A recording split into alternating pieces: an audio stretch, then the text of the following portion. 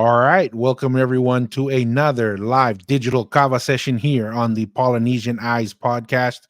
You have from South Central Texas, the Lone Star State here, Tua. We Yeehaw. appreciate Masi joining in all the way from Aotearoa. Masi, how's your neck of the woods going these days? Man, busy, busy. This past week was pretty busy. Got a haircut. Wife cut my hair. Had some breakfast with my in-laws. Washed my car. Did some personal work on my laptop, and expecting family to come sometime soon next week or something. So yeah, got a busy Busy week? week last week. Yeah, but Yeah, New cool. Zealand's good. I mean, South Side, South Auckland. So far, so good. Beautiful day today, but it's cold. It's our winter here, so get a little bit chilly the last few nights. We're really cold, but other than that, Tika, all good. Yeah, cool. How about you? How about you? Weather-wise, how's family? What's Actually, been up? surprisingly, today was not sizzling hot in South Central Texas. We're getting ready for the hot season here. It was pretty reasonable, mid 90s. I was, right now where it wouldn't be a surprise if um we just have 100 degrees for 40 days in a row last year, so that could be something. Hey, looks like Nacho is from Manu'a, Masi. Oh yes, Nacho. I live in Manurewa. I live on Yes. Manurewa, just on Hill Road, Manurewa. So this is the neighborhood security right here. Mussey's Mm. doing the neighborhood crime watch. Yeah. Hey, Clyde Moore, I appreciate you joining, Oh, man. I Clyde. appreciate all the comments and the love on social media. Before we jump into some of the other comments, just another quick announcement. The Polynesian Ice podcast is now available on a bunch of your favorite audio podcast platforms. That includes Amazon, Apple Podcast, Spotify, and iHeartRadio. We're about 6 or 7 episodes into it. We'll continue to upload it. And so please, that's another way to enjoy it, access the content. I appreciate everybody's comments and feedback there. Looks like Nacho was on Rose Common Road. Mussy, is that Yes, close to I you? know. Yes, yeah, yeah. I know where that is. It's more bit, but like a 2-minute drive from where I'm at. Yeah, Okay. very very popular road. That's cool. Cool, Nacho. Millions of PhDs come out of the Cava Circle. And you know what's hilarious? It's kind of hilarious but sad at the same time because I've seen this happen so many times. Unfortunately, we have some of our brothers and even our sisters who come through. They go through their educational process when they are in need, or that sometimes to pay for their schools and stuff. Guess where they go to get help? Sometimes, you know what I mean? They'll go to the kalapus and they'll raise money, and then once they make it, quote unquote, then all of a sudden they kind of lalo to the look down on the kalapu guys and all that. When I'm like, wait a second, man, a lot of these guys pretty much funded your education, took care of you, gave you a job over the summer. So Pretty you much. you don't want to forget the people that helped you up the ladder. Mm, no, and So then the thing about PhDs, I find it too that when it comes to giving too, when they once they get their degrees and have their job, the Kawa guys are a lot more giving when it comes to supporting their village and still paying for school fees back in yep. Tonga. So, I mean, the Kawa guys, man, they're very giving people. No, 100%. And you see it all the time. Like you were mentioning there, people traveling back and forth. Hey, Nacho, oral history is like Chinese whispers. That's the thing, is you have to figure out what the heck is going on, right? So you Yeah. can't, and that's part of the conversation we'll have today. Um, is we're going to walk through some comments and really have some discussion on, really want to focus the discussion around, first off, let's start with the Pulotu comments here that we see quite a bit. And we had some discussions. It seems like Hey, there what's are that comment? I see one Tua that says what he thought he deleted it or something, or yes, that's the thing. what's We're going gonna on? I have no idea. Number one, homeboy here must be a PhD. Look at the comments here. Pretty extensive. And I guess this is Vili Kesa Namua. We appreciate you stopping by. And for the comments, and we can kind of skim through them real quick. Um, I want to start further down because I don't know. Like I said, we have had fantastic response across the board. We literally this is um a list of the comments. As you can see, we can't get through all of them. It's just not possible, not feasible, and respond to all of them. And as you mentioned, this brother here felt that maybe we were erasing his comments. I can 100% confirm to you that that is not the case. Um, we try to answer and we leave every comment in there. Really, the only comments that are a little rough sometimes are those who get a little too excited and get a little too gangster for our PG-13 that we tried to keep it to be.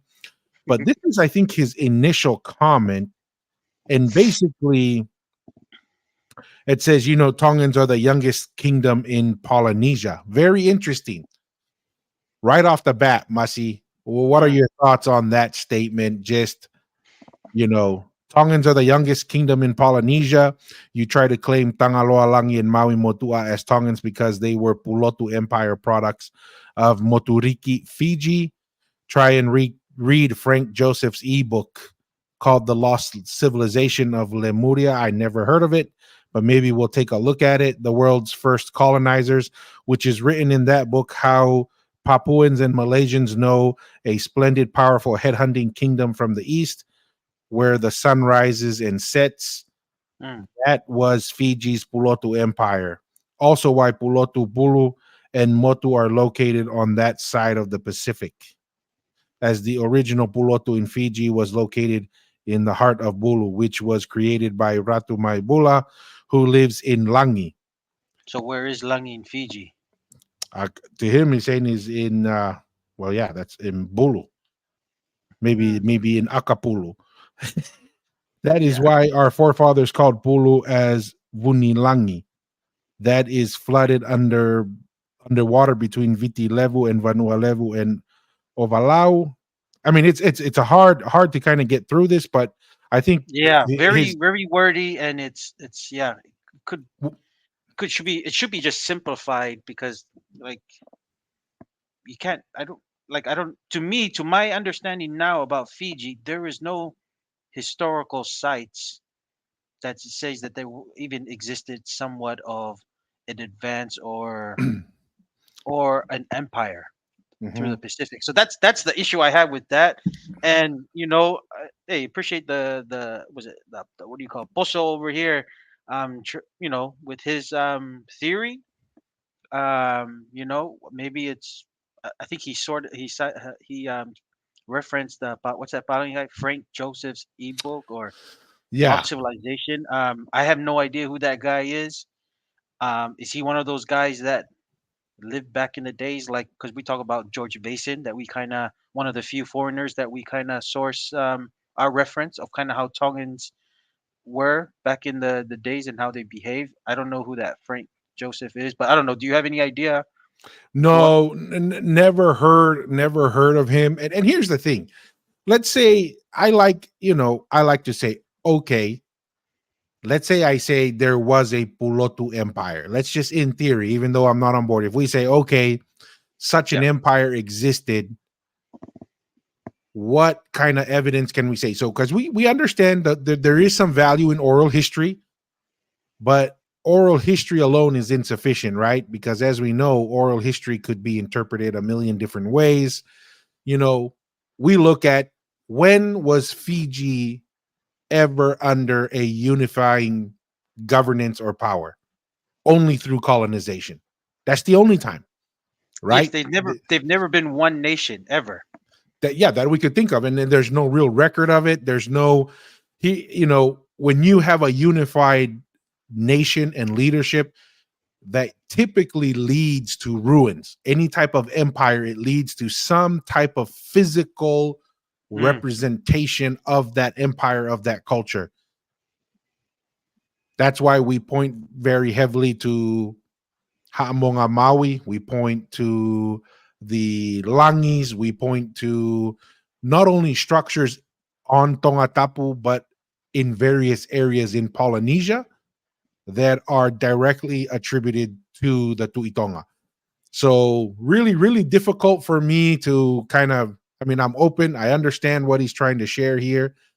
But at what point do we just say, well, how about if I come out and I say, well, there was an empire even older than that, that was from, I don't know, Niue, right? Then I go write an ebook or reference some story in the middle of China that said there Well, was this little island that was a rock called yeah. Niue that were fantastic warriors.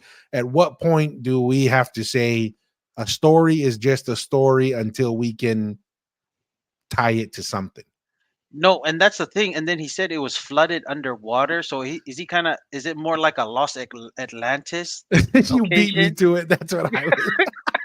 No, that's what I'm saying. I was like, dude, I mean, sheesh. I mean, if it got flooded, then like, what happened? Why is it flooded? Was climate change happening back then too, with the whole global warming? Like, come on. Like, I Ay. mean, dude. I mean, hey, if it does exist, we'll like to invite that conversation. But like, a lot Mhm. of this thing is being sourced by a Palangi guy that there's no date, and this is the thing I like about these dates when they do these carbon dating. So far, Tonga is the oldest. It's not even close compared to the other islands in Polynesia.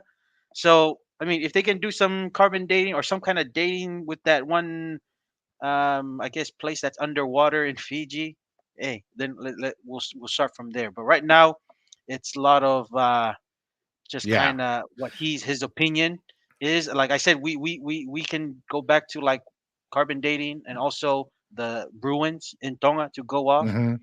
and then we supply that with oral history of Tonga to kind of provide that evidence of why there wasn't an empire throughout all of Polynesia, headquartered in Tonga Tapu. So, but yeah, this Fiji Pulotu one, this is really stretching it. But unless Yeah. there's some kind of evidence that it's Well, and older than and Tonga. then and then he's trying to express here that Maui and Tangaloa seem to be Fijian. Now that is very interesting. I mean, Tangaloa has been using the kava ceremony from the very beginning. Mm, If Tangaloa was from Fiji, why is the more Fijian word for kava Yangona, but then rest of Polynesia uses kava, right? no, yes. And even then, throughout Melanesia alone is not a consistent word for kava. And so, how see, this is the kind of things as we say, okay, you present an idea, Mm. as you Which we think like. about it, Yes, yes, we're yes. open to it, and we'll say, okay, let's explore it. This is what the Yes. whole purpose of a kava session is. That's why we have digital kava sessions here, and we Mm. explore the idea. What evidence is okay? So we're saying Tangaloa was Fijian. Okay, Tangaloa used the kava ceremony as part of installing Ahoetu. The term kava is consistent throughout Polynesia. If we Mm. came from the Tuipulotu Empire, why is it We would. only Polynesia Yeah. that uses kava and Melanesia and Fiji use different words Mm. traditionally? Mm. You mean that alone? I don't know. I have a couple comments here. We'll add. Uh, hey, God loves you, Malo. Welcome again. Hello. Glad you were able to join. Have another comment here from Tevita Toifoki. There's over 600 books on Tongan history here in the Australian National Library, and the only mention of Tui Manu'a and Tui Pulotu was on Dr. Mahina's single sheet essay. I'm not surprised, Tevita, that's Mm. this stuff has to be made up. This is why we joke about it and it's funny, right? When we're talking about PhDs coming from just discussions on the kava and people having a good time.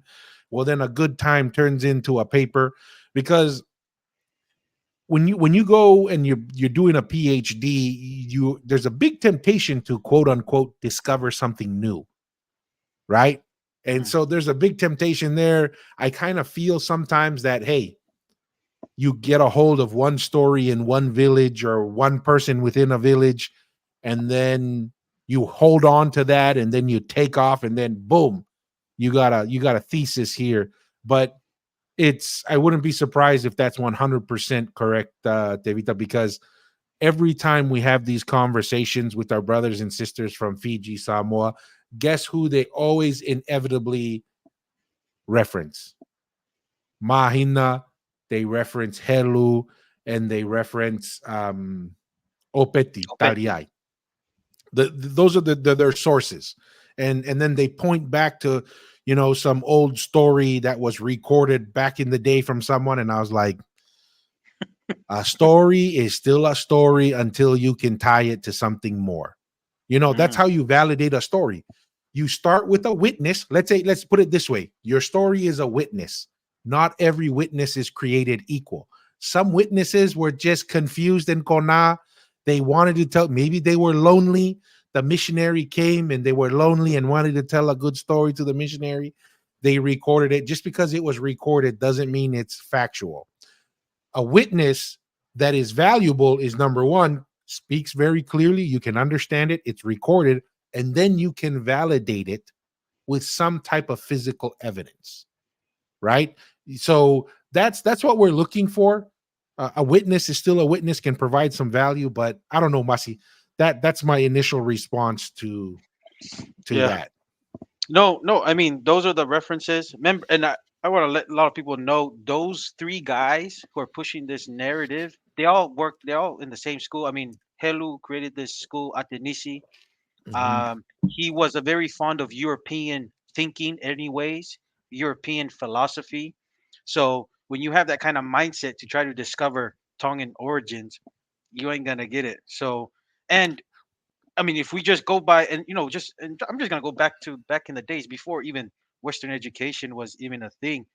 In Tonga, you state your genealogy and where you're from, then you can really understand history. But I mean, these guys, I don't know if they have the genealogy like we stated compared to the Rita Fade that can actually uncover the true origins of Mhm. Polynesia. Because I don't think not. I'm like I said. I think Opeti. I know Opeti's probably not from Mua. Mahina, he's from like Vava'u, and Helu, he's somewhere in Kolo, but they didn't grow up in Mua, and their connections of being having their ancestors. We're talking about ancestors like we're talking about like our grandparents too, Yeah. our dad's father. They're buried at Talangi, and we have a family Langi that we are caretakers of. I mean, and that's where the Tuitongas resided. So that's the difference. And if we go back there, and these guys are somebodies because one, they do have all Western degrees, and we are in this mindset that when you do have a degree, you have some kind of authority, and people are just taking their word for it as truth. So that's where we're here, try to uncover the true history of Polynesia. Yeah, and I think that's something that's really important. This is the same Western educational system that said that Polynesians were just a bunch of savages running around, chewing on coconuts and couldn't navigate, couldn't think, couldn't do all this and that. So I'm a little hesitant when an academic comes on board and says this is your history, right? I'm Mm. just you don't have the best track record in my opinion. So we'll jump here. We'll come back here and look. He had some other comments as you had mentioned, Masi, and it was a little bit further up, and we'll address it. And it comes down to hey, right. Thanks for keep deleting the comments that uprooted your theory. Once What's again, yeah? What's going on with that? What's I is have something? no idea. I Yeah, think because we're not touching, we're not doing anything. Just let no, the viewers no, know. Yeah, no, because we want to keep conversations going. So we're not touching any comments or no. anything or deleting or doing whatever. No, 100%. If you go, and this is what my daughter thinks it's hilarious, right? I heart almost every comment that I can get to, positive or negative, because why? We want the engagement. We want the Yeah. conversation. That's why, regardless of the comment, like brother Vili here, we still appreciate you stopping by, Mm. right? And saying your thoughts. Our only recommendation for the future is keep it a little bit shorter because we all aren't This is a night PhDs. gig. Yes, Yeah, this this is is a a night night gig. gig. We all have jobs and stuff. We're doing this because we just love history, talking history. Exactly. Exactly. And to say that, oh, uprooted the theory. really not much. Um, there are 7 traditional structure and village. Yeah, hey, that's a theory. Your theory is going to uproot my theory. It's really hard to do that when it's just 2 theories. Hmm. But a great empire shall be known today, but Tonga are still very lack behind in terms of advanced development and technology. When the British arrived in the 19th century, they said that the Fijians were very quick to intellect and with the Tongans and then other Tongans and Polynesians. So it's very easy for them to teach or impart their civilization to the Fijians than the Tongans and other Polynesian countries. The account of Takamba and Fiji seated was done later. Okay, okay. I mean, that's your position. That's your thoughts. I actually think the reverse, to be honest.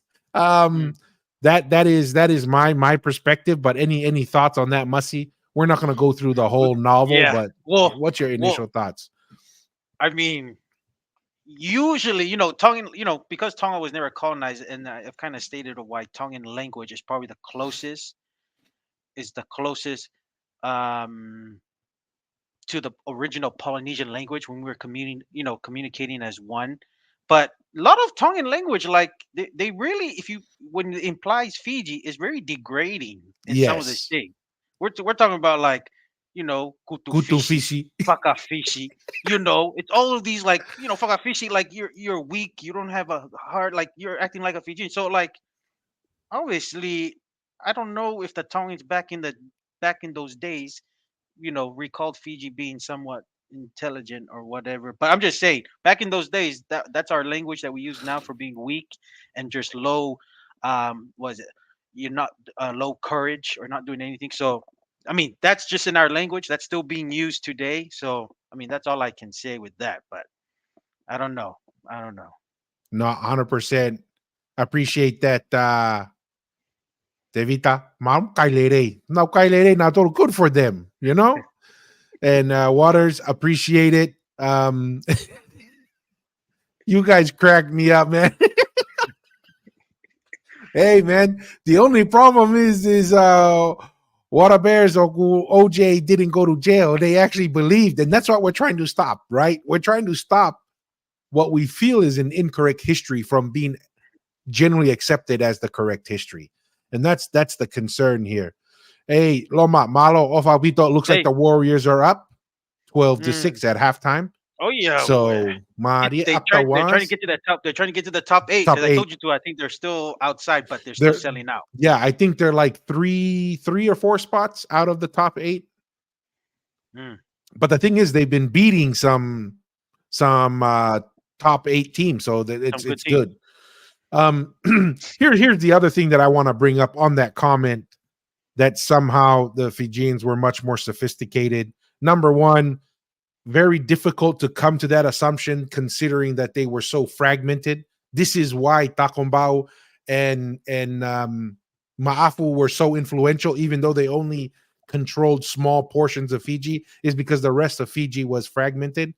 The other Mm, thing too is let's just talk about the Navy. What made Tonga very powerful was the Navy. That's what made Maafu very powerful. This is why he could only really invade on the coastal areas and on the smaller islands.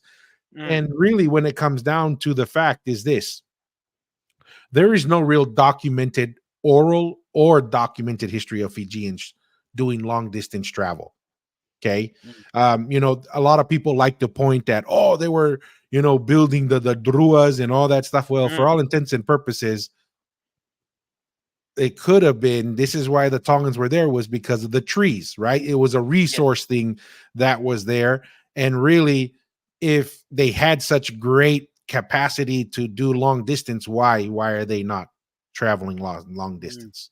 And mm, so I would say quite the opposite, that there seems to be a lot more sophistication of knowledge on an organized and civilized organization in Tonga. That's the reason why I believe Tonga was able to survive colonization. mm, It's actually the reverse of what this brother was saying. Is he was saying that the Tongans weren't able to learn as quickly as the Fijians. Well, the fact that Fiji was colonized and Tonga wasn't is exact proof of the opposite, right? Mm, Because the Tui Tonga and the political and social system in Tonga was sophisticated and they were colonizers themselves, they understood the game. They understood what the potential was there. And so the legwork was done well ahead of the time. So my perspective is it's actually your position is proved the opposite yeah. just by history that is documented. No, and the other thing I'm thinking of, I have at least the Tui Manua. They have a list of somewhat title holders. I've never seen a list of Tui Pulotu. So if our brother can, if brother can, Fijian brother can bring some actual people of title holders of that Tui Pulotu empire, that will be a good start. But yeah, I mean it's very oral, and he's very opinion that he's putting. If he can just come with like at least some carbon dating, and also some people who actually held that title, that'll be helpful, and we can that'll be a good start Yeah. for this conversation to actually evolve. And that's why the Tui Manua is bit further ahead, because that was there, that is mentioned in some of the oral histories, and also at least there's some list of title holders. No, But yeah. 100%. And this is seems to be the common thread, right? Because everybody seems to accept that the Tongan Empire existed. It seems the only argument is, well, we're just older. Well, just because you said you're older doesn't mean you're older or that it's real, right? This is the It's argument that I'm kind of getting exhausted of it's so hearing. old. They so old. They don't know the names of the title holders yet. Yeah, it's It's so come old on. that it's older than Adam and Eve. Well, I was like, okay, all right. So I guess that Tui Puloto came before that. So let's go get through some of the comments here. I appreciate all the feedback. Hey, Shefita, welcome to the show. Appreciate it. Mm. Yes, sir. Um, David, there's a lot of videos talks about a lot of videos on YouTube that talk about it because these were experts who studied limestone, and I think he's referring to some of the. Let me go up here. I may have missed a comment. We're flying with. Oh yeah, he had an initial comment. Hey, sorry guys, appreciate the feedback. This is awesome. So I Mm. gotta just archaeologists studied the Ha'amonga Maui. Notice the gap you see on the side of the top stones with how much has deteriorated. They can date it back being over 50,000 years old. Um, there's a video on YouTube that talks about it because these were experts who study limestone. Now, that is a very interesting comment, David. Tevita Fale's position on Mm. this is that the Ha'amonga predates the Tuitonga. And so it Mm. is thousands and thousands of years old. How old? Like you mentioned, very difficult. Mm. Interesting. I've never heard this study that's happened. We're definitely going to have to look this Mm. up. But 100%, we are of the thought. A lot of people who think it's Tuitatui who built Yeah. this. He just came in there, happened to have a residence there, but it was built by Maui potentially thousands of years before Aho'eitu even existed. So this is Um, the Tangaloa era. This is Tangaloa Tangaloa. area. Yes. This would have been built during the Tangaloa reign. And this is Mm. the kind of stuff that we're talking about with the Tui Manu'a, where they come and Mm. say, number one, and maybe we'll get into that a little bit further on. Right now, we're focusing on our Tui Pulotu discussion. But that's something we'll come into is this is the kind of stuff that is hilarious when people say, what's the evidence that the Tuitonga and Tangaloa are from Tongatapu is we bring this up and then what they say, oh, our genealogy goes before that. Okay, well, let's give you the benefit of the doubt. Then we ask how many Tuipulotus there were, what their names were, and when they moved around. It's like, oh man, it's so old we don't have it. Well, if it's so old and we don't have it, don't It wasn't. come Yeah. and deny what we can at least establish now. Mm. Any Mm. thoughts on that, Masi? But I appreciate that comment, Yeah. No, that's David. an interesting comment. By David Dodai. Because I know dad has been very strong on that stance that because what's the date right now, Tua, on the Ha'amonga? Like 950 or right or something? It's even 950? after 950 because 950 from the traditional lists from the Wesleyan is Aho'eitu, and then Uh they're putting Tuitatui like in the what, the 11, 11. That's when the 1200s. Hamonga. Yeah, Then they're because saying that. that's when the Hamonga was built, but all Yeah, evidence seems to prove otherwise. yeah. No, in my conversation with David Tafari too, he stated that the Hamonga is older than that. So that's very interesting. Thank you, Dope Life, for that comment. Then that kind of gives maybe the better technology of dating ruins and materials are probably gonna get better, and then maybe that will push the date back and kind of verify what Fade has been saying.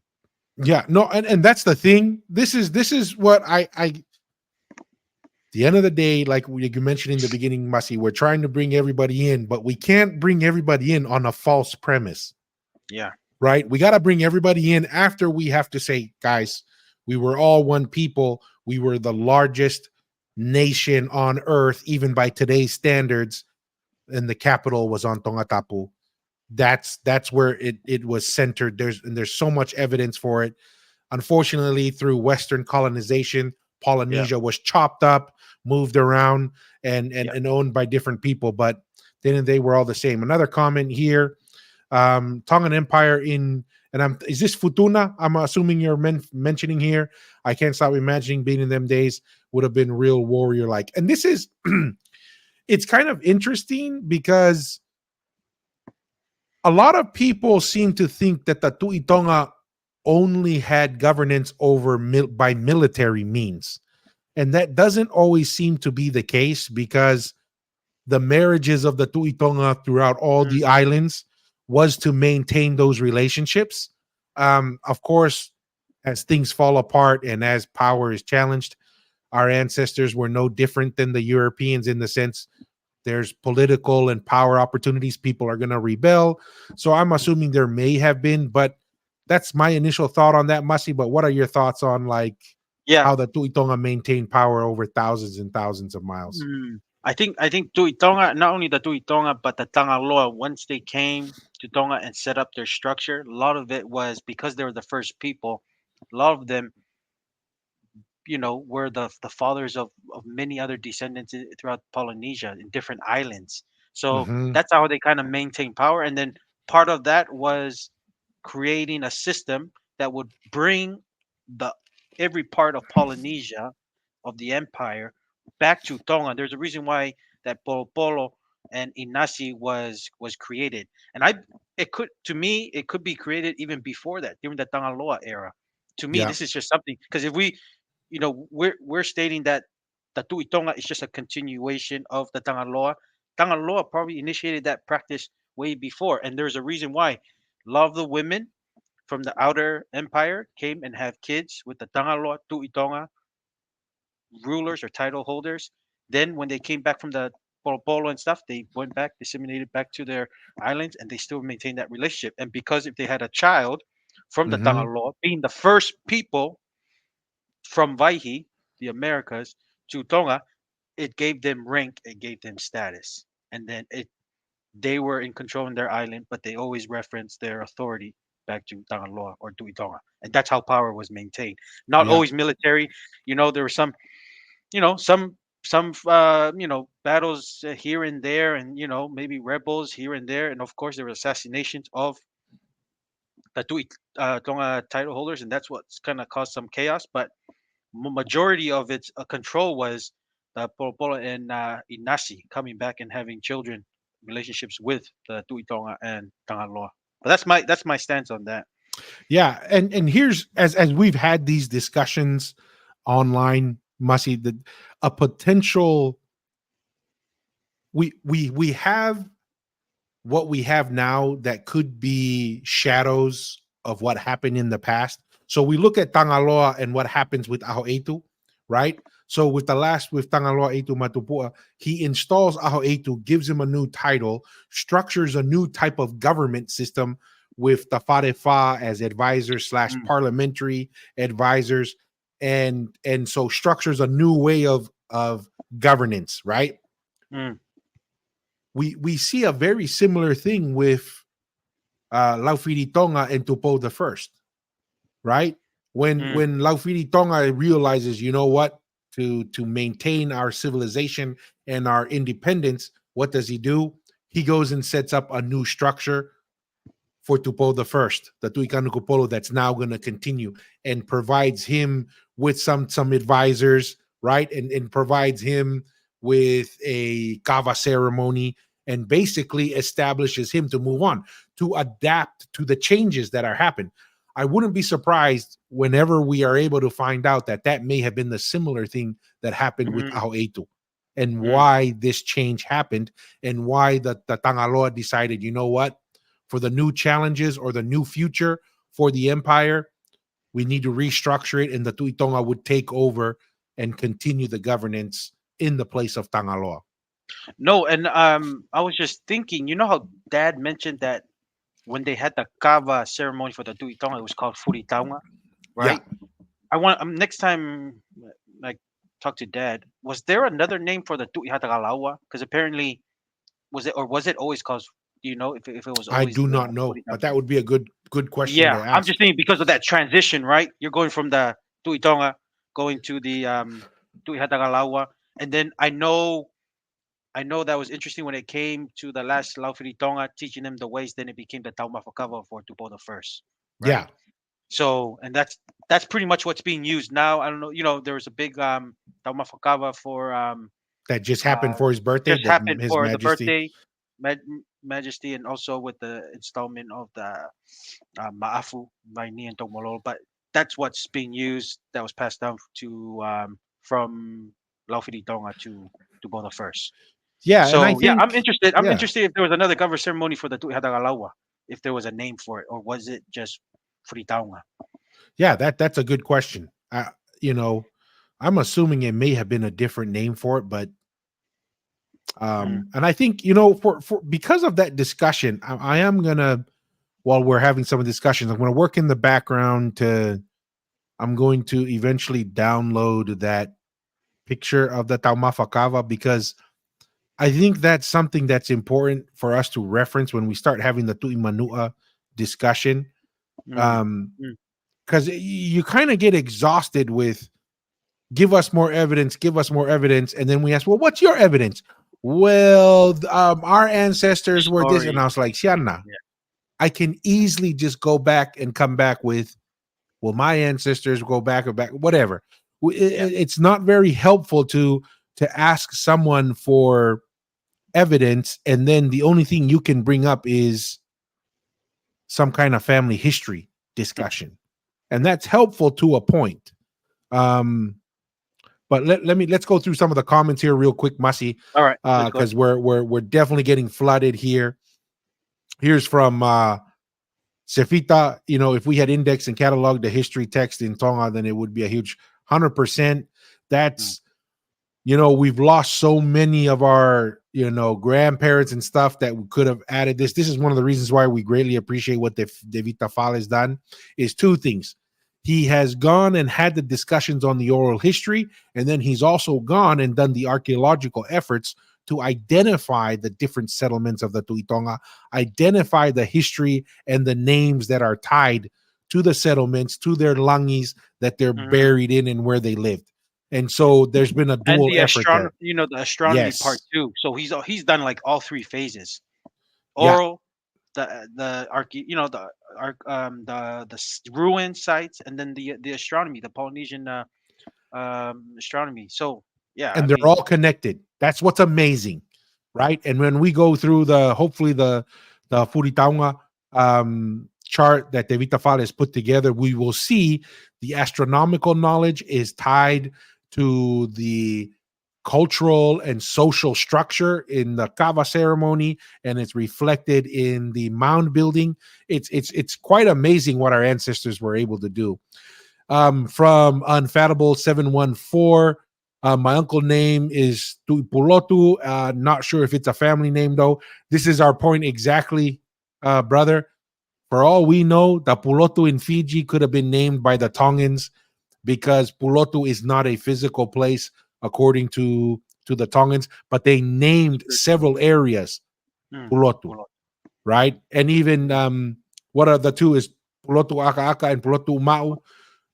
yes, To Mau. heaven and So hell. even so there's a lot more. People just talk about Pulotu as a place it's a much more sophisticated idea than just a location, right? And so some people just kind of dismiss it in that way.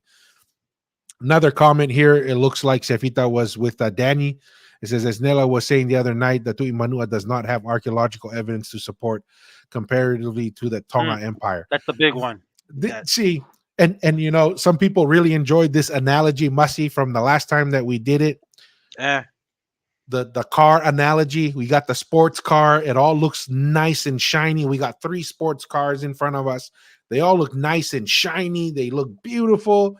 You walk up to the Tui Manua one. audit inspection. Yeah, you go up to check, you're expecting like a muscle car or a race car engine. You open up the Tui Pulotu, there's absolutely nothing under the hood, right? You don't see anything. You go to the Tui Manua, you open it up and you see a little squirrel on those little wheels. And you're like, well, I mean, I see Squirrel or something. hamster? Hamster. Yeah, squirrel is probably a little too generous. A hamster, Eh, right? A hamster eh, running on the wheel, and you're like, oh, they have a Tuimanua line. Okay, that's interesting. yeah. That's something, Mm, right? And people recognize there was a Tuimanua. Okay. Then when you go to the Tui Tonga Empire and the Tangalo Empire in Tonga, you open it up and you see all the telltale signs of what you would expect of an empire, right? mm, Unified leadership, a political system, a sophisticated social structure. You have a religious backing behind it. You have archaeological, you have astronomical or scientific knowledge. You have long distance traveling. I mean, you have all the bells and the whistles. And yet, I find it hilarious that some of these people show up and say, well, what's your evidence? And I'm like, dude, you bring some evidence to the table. Are Oh you talking man. about the peace person or increased Yeah. peace? Eh? Increased peace, which by the way, our viewers are absolutely fantastic. There's like 2 accounts that some of our viewers are like, you know what? We think this is the same guy. He said one of the guy, I wish I could find it. There's just too many comments, but I Eh, cracked up. One of our viewers was like, you know who you remind me of, Peace? You're that Mahu guy the from mental Manti having two personalities, eh? Some bipolar going on, man. and then you wonder why we can't take you seriously on the Tui Manua. Oh man, it's hilarious. Um, Here's another one. I think this goes along with some of your comments, Mussy. The Tui Manua time frame is younger than Aho Eitu.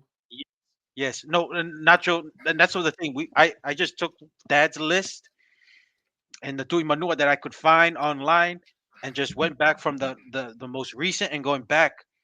I think there's only like 41 that they have online, right? And all the title holders, and then like I said, the Tui Tonga is 54, and that's the best Fale could do. And we're still gonna discover maybe some other ruins or maybe some other names. That's only gonna add to that. But that's so far that we found.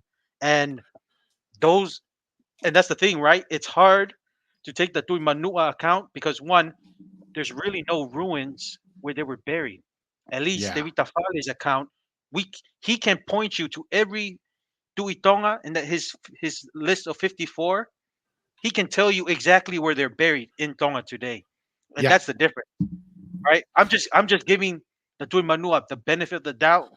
Okay, these are their title holders online, 40, but like to tie them out, to tie them where they're actually buried, and to have some kind of ruin, some archaeologists can find something that they were buried here just to signify that it was a sophisticated empire, and I don't see it there. So that's the weakness between the two. yeah. And honestly, the more I have the conversations that we're having, Mm, the more doubtful I get that even Tui Manua would have been a descendant of Tangaloa, right? mm, mm. Like like I used to believe before all these discussions, oh, Tui Manua was a descended from Tangaloa, but Aho Etu was just the heir. But the fact that they're even younger than Aho Etu is like, well, Yeah. Tangaloa ended and they went to the Tuitonga. And if the Tuimanua is younger than The the yeah, Tuitonga, then it what could be an Tangaloa offspring. It could be an offspring from a Tuitonga that had a kid with somebody from that island Manua. Because we same thing with Fiji. Samoa wasn't a nation back in those didn't days. It was just exist? more. Yeah. They didn't even exist until colonization. It was that a person from Manua, that a woman that had a child from Tuitonga title holder, and probably gave birth and then gave born to the Tuitonga, Tuimanua, and maybe that's how it started. But yeah, Yeah. it's pretty weak, the Tuimanua No, and that's the stand. thing. The more you, and this is the thing that seems to be the consistent thing that we see across the board. We dig into the other ideas of Tui Manua, Tui Pulotu, and the more you dig in, the shorter or the younger it becomes. Tonga is the absolute opposite. The more they dig into Tonga, the longer the history gets, right? So, I mean, it's like I said, the more we have these conversations, the more I'm like, Masi, I think I've been giving the Tui Manua more benefit of the doubt than they Mm, deserved, maybe. I don't know. mm, mm. So, dang, I appreciate all the comments. We're gonna try and get through them. Hey, Betty, appreciate it. Thank you for the love. Hopefully, all is good in your neck of the woods. Clyde Moore King Alpha has posted some stuff regarding the Tuitonga and Manua Samoan literature and oral stories stating the Tongan influence on their islands. 100%, 100%. Any thoughts on that, Masi? While I look, this reminds Mm. me of something. While I look on Okay. our Facebook, something interesting. But any thoughts on that? Yeah, I mean, Tongan influence was everywhere because we were all subjects of the Tuitonga. So I think everybody was considered Tongans. I mean, that's how Tonga became a nation. We were all subjects to the Tuitonga, and were considered Tongans. So their influence was everywhere in Polynesia, especially with the marriages of women or high rank women from different islands. Um, yeah, I mean that's the influence in Manua. Another reason Manua is wasn't touched during that whole occupation is probably because it's a close relative to the Tuitonga and they had that special relationship. So that's kind of the influence there with Manua that I can think of. Dua. Yeah, 100%. And, you know, the the Tui Manua crowd obviously do not like King Afa for Mhm. obvious reasons. But this is why it's very dangerous, or at least, I mean, you know, when you're fighting someone or you're boxing or even playing rugby, when you throw a punch and you keep getting countered with another punch, you think you would learn, like, okay, that punch, obviously my opponent is waiting for it, and every time I do my move, I get smacked in the face, that you would think they would stop. I'm Here's gonna share another some. here's Oh, another go ahead, analogy Mazi. to it. No, I was just thinking it's like not even that. Like you know when you're beating up somebody and you feel sad, right? You're like, dude, yeah, like I feel bad for this guy. Just let it go. You know, he picks up himself and then he goes home and then he says, comes the next day. He said he wants to a rematch. He wants another fight. He didn't have the right shoes, or he didn't take off his shirt, or Yeah, and it's like that. And then he you didn't beat him drink up his again. vitamins that day. Yeah. Yeah. You beat him up again, and then he comes, and there's another excuse. He's like, "I want another rematch." After he's all healed up, it's like, man, it's So, like that's why, yeah, it's like Mashori. It's a little Mashori, you well, know. here's the thing. Here's the thing that I'm gonna get to, Masi, because it's like what you said, right? I just feel like these people are just not figuring it out. So one of the things that they're always referencing, like certain like books and certain like Mm. literature, right, as evidence. And lo and behold, we have someone who had already read some of their sources in the same book, that these people reference as Mm. evidence of the Tuimanua. Is this comes from there as well. And what says, we'll start from these last two paragraphs right here.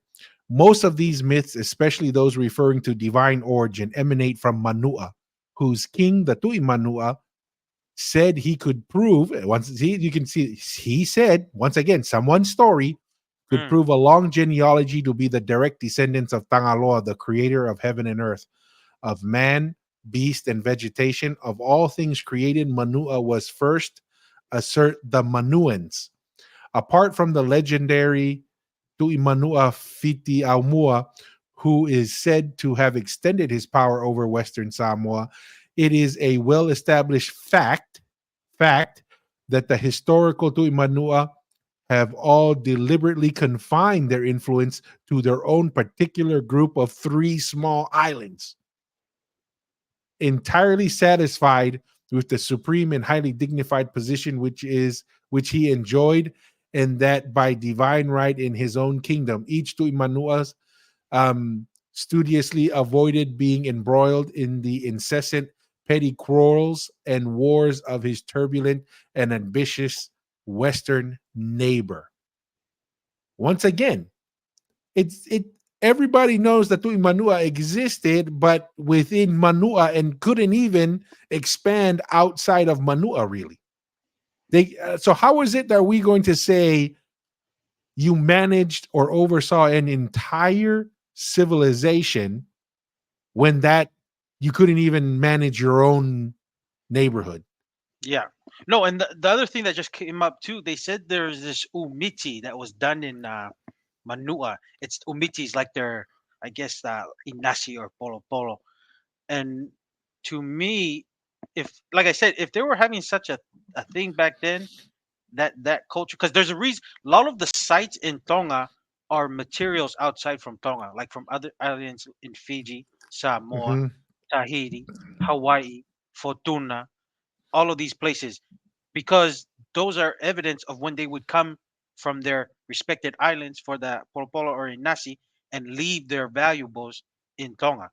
There's no the Umiti. There's really no evidence to say that different parts of the empire came to Manua to give offerings, and that's why I kind of mentioned, did they give offerings of just seafood and foods that didn't stick? That's not your best. And we all know Polynesians, when you do a ceremony or you're doing like an event, Polynesians give their best, right? This is give their best. And back in those days, their best was to bring most valuable stones, Mm-hmm. valuable materials that were unique to that Mats. island. Yep. Yes, mats, and then that would be taken. But there's really no evidence of anything outside of those three Manua islands that the different parts of the islands came there for their umiti ceremony. So that's the weakness with that theory they're kind of using.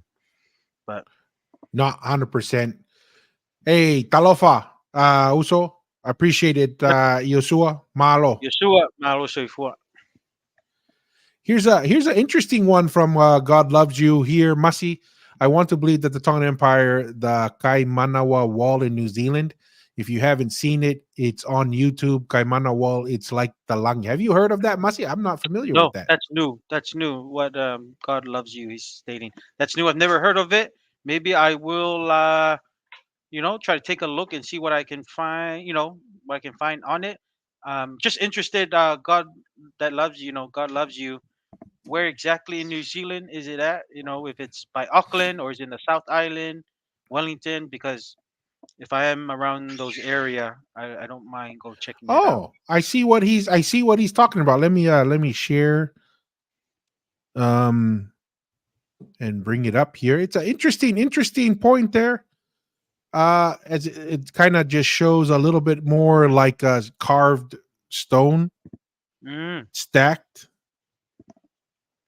Where's this at, Tua? I'm not This is let me go definitely over something to to check definitely out. check out. Be there, check out. Taupo. I've driven there many times when I drive to Wellington. Oh, you saw, oh yeah, Lake. Oh yeah, I remember you saying you drive through the Lake Taupo. That's like what Mm, your halfway point you said? kinda, yeah, yeah. When you do that drive from Auckland to Wellington. Very interesting. No, thank you Very for that. interesting. God loves you. Thank you for that. Definitely will check that out. That's something to kind of look further to regarding what's the history behind that. Yeah. Malo, malo.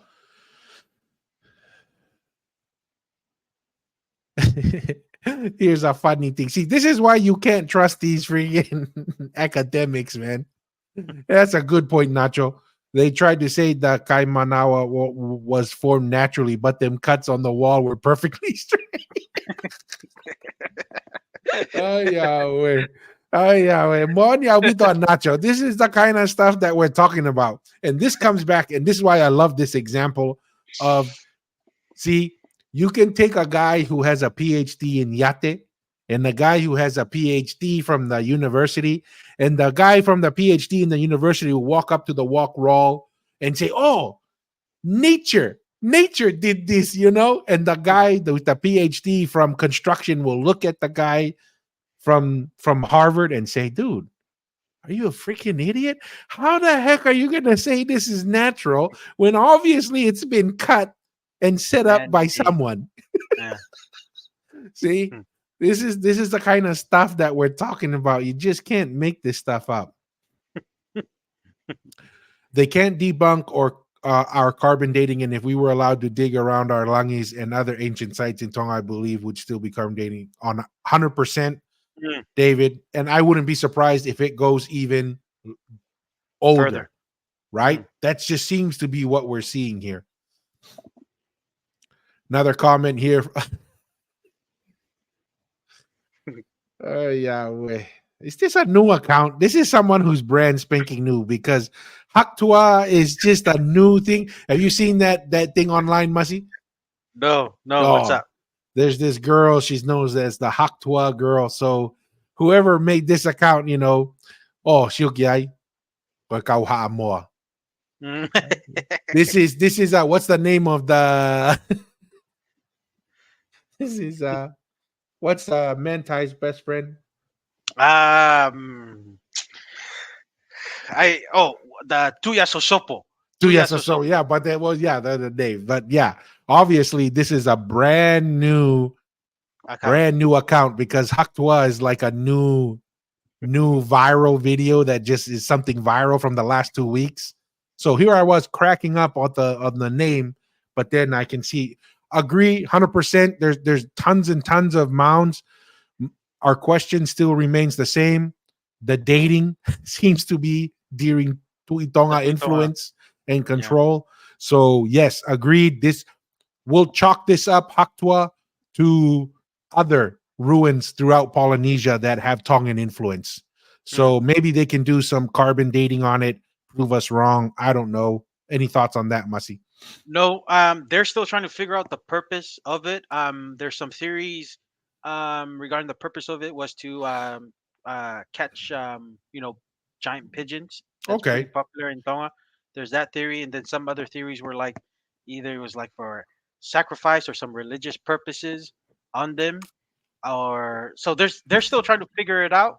But they've done the dating, and it is aligned during the Tuitonga era in Samoa, especially the ones that would travel to Samoa and stay there for many years, and then come back to Tonga for once or twice a year for the ritual or the ceremony. But yeah, though the dating so far is aligned through the Tuitonga era. It's not older than the ruins in Tonga. As we know right now, that's a fact. But they're still trying to figure out its purpose. Hey, don't worry, Haktua. I know it's a brand new account on YouTube. Regardless, can you please go and subscribe to our channel? We won't block you. We'll love you. Go and subscribe to our channel, Haktua. We Yeah, we we're alofa, very alofa kere inclusive, aku Hoktua. This and is Umila. also this is how awesome our viewers are. They'll come to your defense, Haktua, right here. Water Bears Fu said Tui Manu'a predates the Tui Tonga. It was mentioned in the Grand Council in the pre-mortal life. So right in alignment with the typical position that we get, Take right? that. We'll take that. Every time we bring up evidence, the family history just goes further and further and further. No, but the awesome thing, Tua, we'll all find out the truth in Pulotu soon. We're all not gonna last long on this earth life. We're pretty comfortable in our stance because that's why we're doing this is to discover the truth because what we believe that we have is the truth, and we're just sharing it, and then bring all Polynesia together. But at the end of the day, when our time is up, we're all gonna go to Pulotu and we'll Yeah, find out the truth. not 100%. So malo water bears. Here's another comment here from our Uso brother here.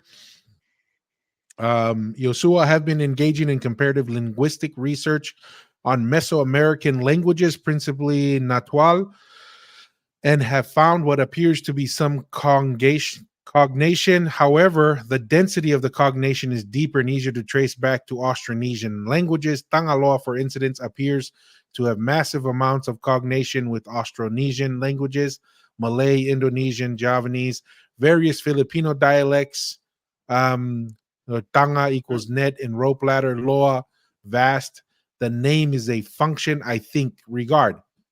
What's your thoughts Mm, on that, Masi? So it's a linguistical tie yes, here that he's I expressing. I appreciate you sharing that, Iosoa. yeah, Malo Yusua fa so am I. Um, the my understanding, Dua, because we're talking about Polynesians traveling to, like, we're talking about Polynesians able to travel to Japan, travel to Malaysia, travel to Papua New Guinea, m- even bringing women or different people if they married or took somebody from that, bringing some clan and bringing some mix. There could have been some language intermixing, that was borrowed and used there. But to me, like, I know Dad has mentioned that the word Maui is Hmm. the word Mayan, Yeah. right? That's the word. That's where Maui. So that's the connection there that Dad has brought. So language, like we said, when you're a civilization that travels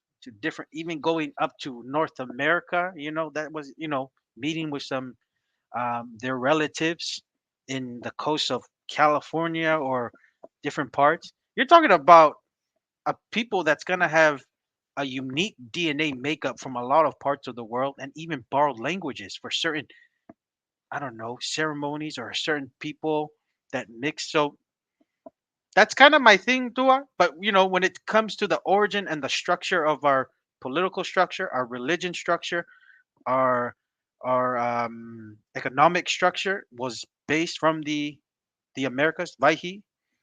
So astronomical knowledge too. Yeah. Um, it's from Vaihi, from the Americas. But like I said, languages, and even when they've done the DNA, we've kind of touched on that. It can be varied, just depending on what island you're from. If there's some stories that you Polynesians went to Papua New Guinea, or even went to even to Australia and got some Aboriginals there or something. Yeah, that's just kind of my thoughts on that. No, 100%. I agree. You covered it pretty well. It's no difference if you study English now and then somehow that'll explain the They're origins of French America. Yeah, or whatever. exactly. You have you French know. words, you have Spanish words mixed in there. So yeah, I have no issues with that. But appreciate the comment there, brother. Yeah. Here's another comment here by Clyde Moore. I think justifiably they do as we do. We are proud of our heritage, and in this case, it is a touchy subject. I still think what you have stated many times: our countries did not exist formally. We were all one, and I think that's the overlying picture that we need to keep the context about. And I know we say Tonga a lot and we say Samoa, but the truth is, man, we are all the same people, right? Mm, We are all connected. As Mussy mentioned, Tangaloa was marrying women and having children with all the islands. Same thing with the Tui Tonga. They're traveling back and forth. Families are moving back and forth. Um, and it was a whole different world back then. Obviously, with colonization and even with the deterioration of the Tui Tonga Empire, that as usual, the Tui Tonga was, abused power. That happens, right? And so bad things happen. So, but 100%, yeah. just want to keep Mm, that in the background that yeah. we're all one people. We're just trying to find out the structure and the core and then build from there. But we have to start from somewhere that is correct. Yes. No. And another thing, to just to add on to, like, what you're saying about Claymore's comment. I know it is a touchy subject, but I think that it's when when there's no foundation and the core is not settled, we're gonna no one's gonna really know the truth. This conversation is only gonna keep everyone's gonna still be confused. Yeah. Where was it headquartered? Because even now, right? I think that's the weakness of a lot of the academics now. I feel like a lot of them don't really know, and it's touchy. They're trying to satisfy everybody in the Western context of okay, because they're Samoans doing Samoa, okay, Fiji, okay, Fiji. It's like try to satisfy everybody is like, nah, we gotta just talk about the truth. And if your heritage is Polynesian, everyone should be proud. Then if you're talking about, say, I come from Upolu or come from Manu'a, then that's a different thing because those names are much older than the names that we have now, like Fiji and Samoa. You know, those were only there during the whole colonization period. But like we said, the context is we're all one people, one language. The narratives of George Mason and Mariner even stated it. Hawaiians coming from different places, speaking Tongan, going to Maori, Tahitians, speaking their language, everyone understanding each other. So we're all one people. But to establish where we came from as Polynesians, we're still trying to figure that out. And that's why we have this podcast here. And also, where was the headquarters of that empire? Where did it function from? So then from Yeah. there, we'll everyone's the same, one people. But 100%. And it's just really hard sometimes because we're trying to communicate to each other. And we've all grown up with Samoa, Fiji, mm, Tahiti, right? Hawaii. it's in our blood That's too. yeah, you know what I mean? But our brains have been Yes. kind of programmed because that's the environment we grew up in, that these are separate entities, but we're slowly finding out it's like, no, no, no, no. I understand how we got here, that we are separate entities by the structure today, but reality, like you're mentioning, the blood though, the blood is the same blood. It's the same people. We have the same ancestors, and we all came from there. And so that kind of fits well here with Haktua curses are real. You keep with hating on the Tui Manua, bad things are coming your way. Not trying to be like that. I appreciate here's Nacho's response. No one is hating the Tui Manua, trying to figure out when, where, and how. That's 100%. Mm, 100%. So not trying to be disrespectful or rude, Haktua, but yes. it is We're what it just having is. it's just we're just having questions. We're not trying to, you know, be mean or whatever. We just have questions regarding the timeline and who's the title holders of the Tumanua. Because we're all trying to find truth. Because if no one's talking about it, when we die, our future generations still gonna try to figure this out. That's Yes. what I'm trying to say. Yeah. If we don't touch it, there's a reason why Polynesian history hasn't been really discovered because no one is really touching on the core truth about it. No, 100%. 100%. What a bears here. That's a fair point. It's hard to take your cursing seriously when your tag name is Haktua. Well, and that's the thing. I hope our Tuitonga ancestors are listening and can protect us and make sure that Tui Manua don't come and curse us in our homes wherever we're at in Yeah. Tua.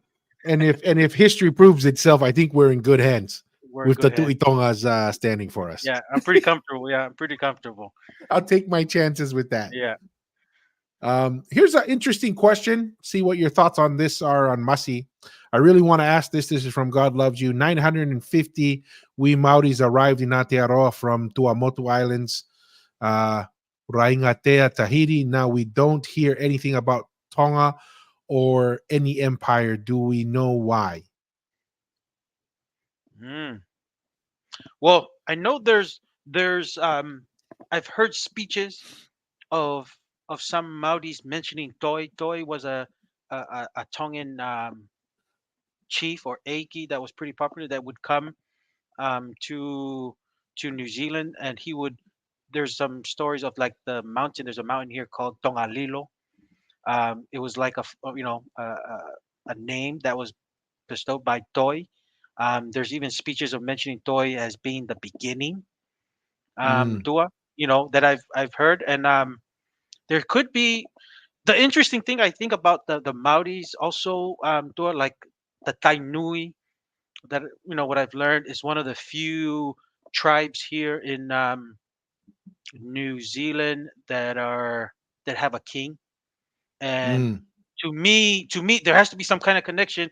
I know they only set up the king to have some recognition, to be in the same level, to speak with the royals in England when they were going through the battle of colonization. But to me, that knowledge of having a king structure is very Tongan.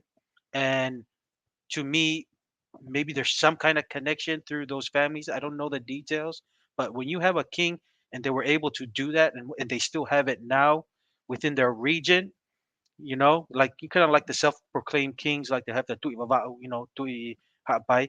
They still have the Tui Tai Nui that's here. There has to be some kind of knowledge with some Tongan um, relatives or connections to kind of actually make that and make it happen. So to me, that's interesting. To me, that's a Tongan thing, because if we believe that Tui Tonga was an empire and the king of its empire, you have to get that knowledge somewhere.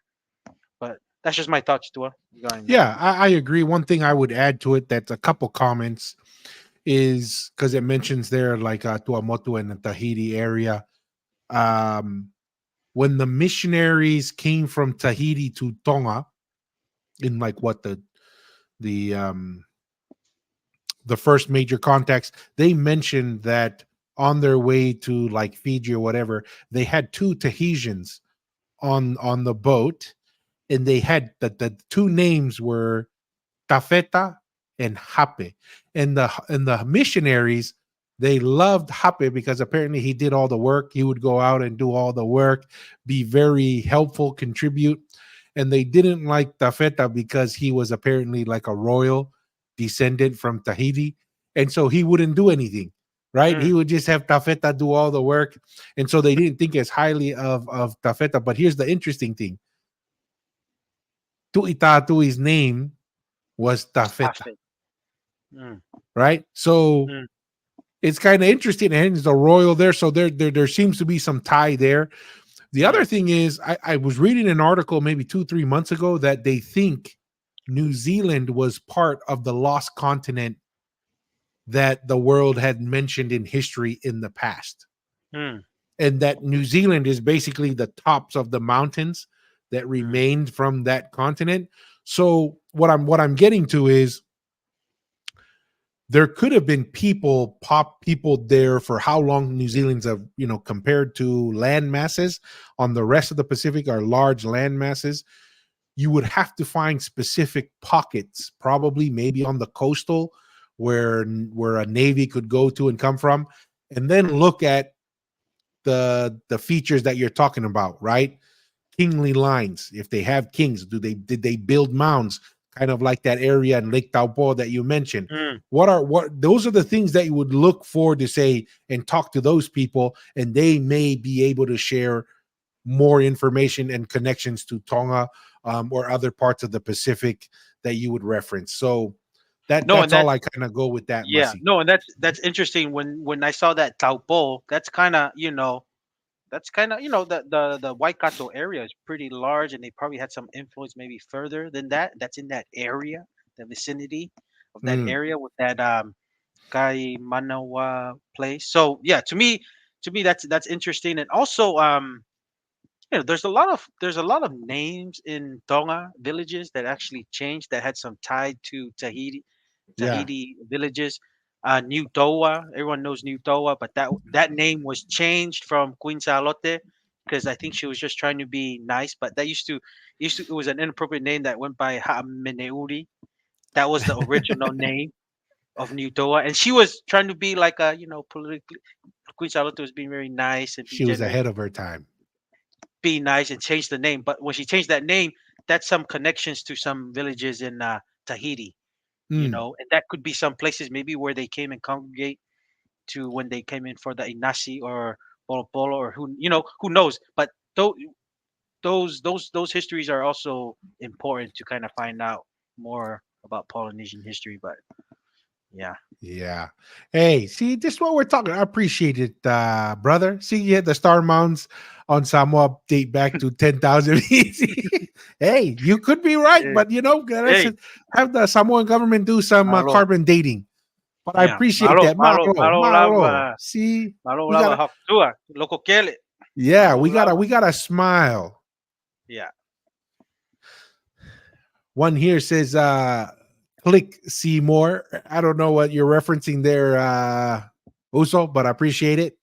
Here's David. Here's another comment. The 2017 Matematonga team showed what the Tuitonga Empire looked like with how deep and prideful the Tongan people are, and won't see what any other Polynesian group. And that's an interesting point, right? Any other group or country. Um, so I mean that could be it. Any thoughts on that, Mussy? Um, it's interesting. Tong Tongans really do value, like, relationships and making the effort to travel, see family, keeping that relationship. That's a big thing, and I think that really paid off with the. You got Tongans here, like fourth generation, fifth generation, living overseas, and they're just still as proud and feel somewhat connected to Tonga, and that's a big contribution, probably from Tongans still making that, still keeping up with those relationships, or the Tongans overseas coming back to Tonga for that connection. So I'm not surprised. I lived in Samoa for about 2 years during my church mission. Samoans are really close with family too. Um, Mm-hmm. thing. So that's a Polynesian thing, but it was just special. And what also helps, Tonga have never been colonized. That we're able to do it.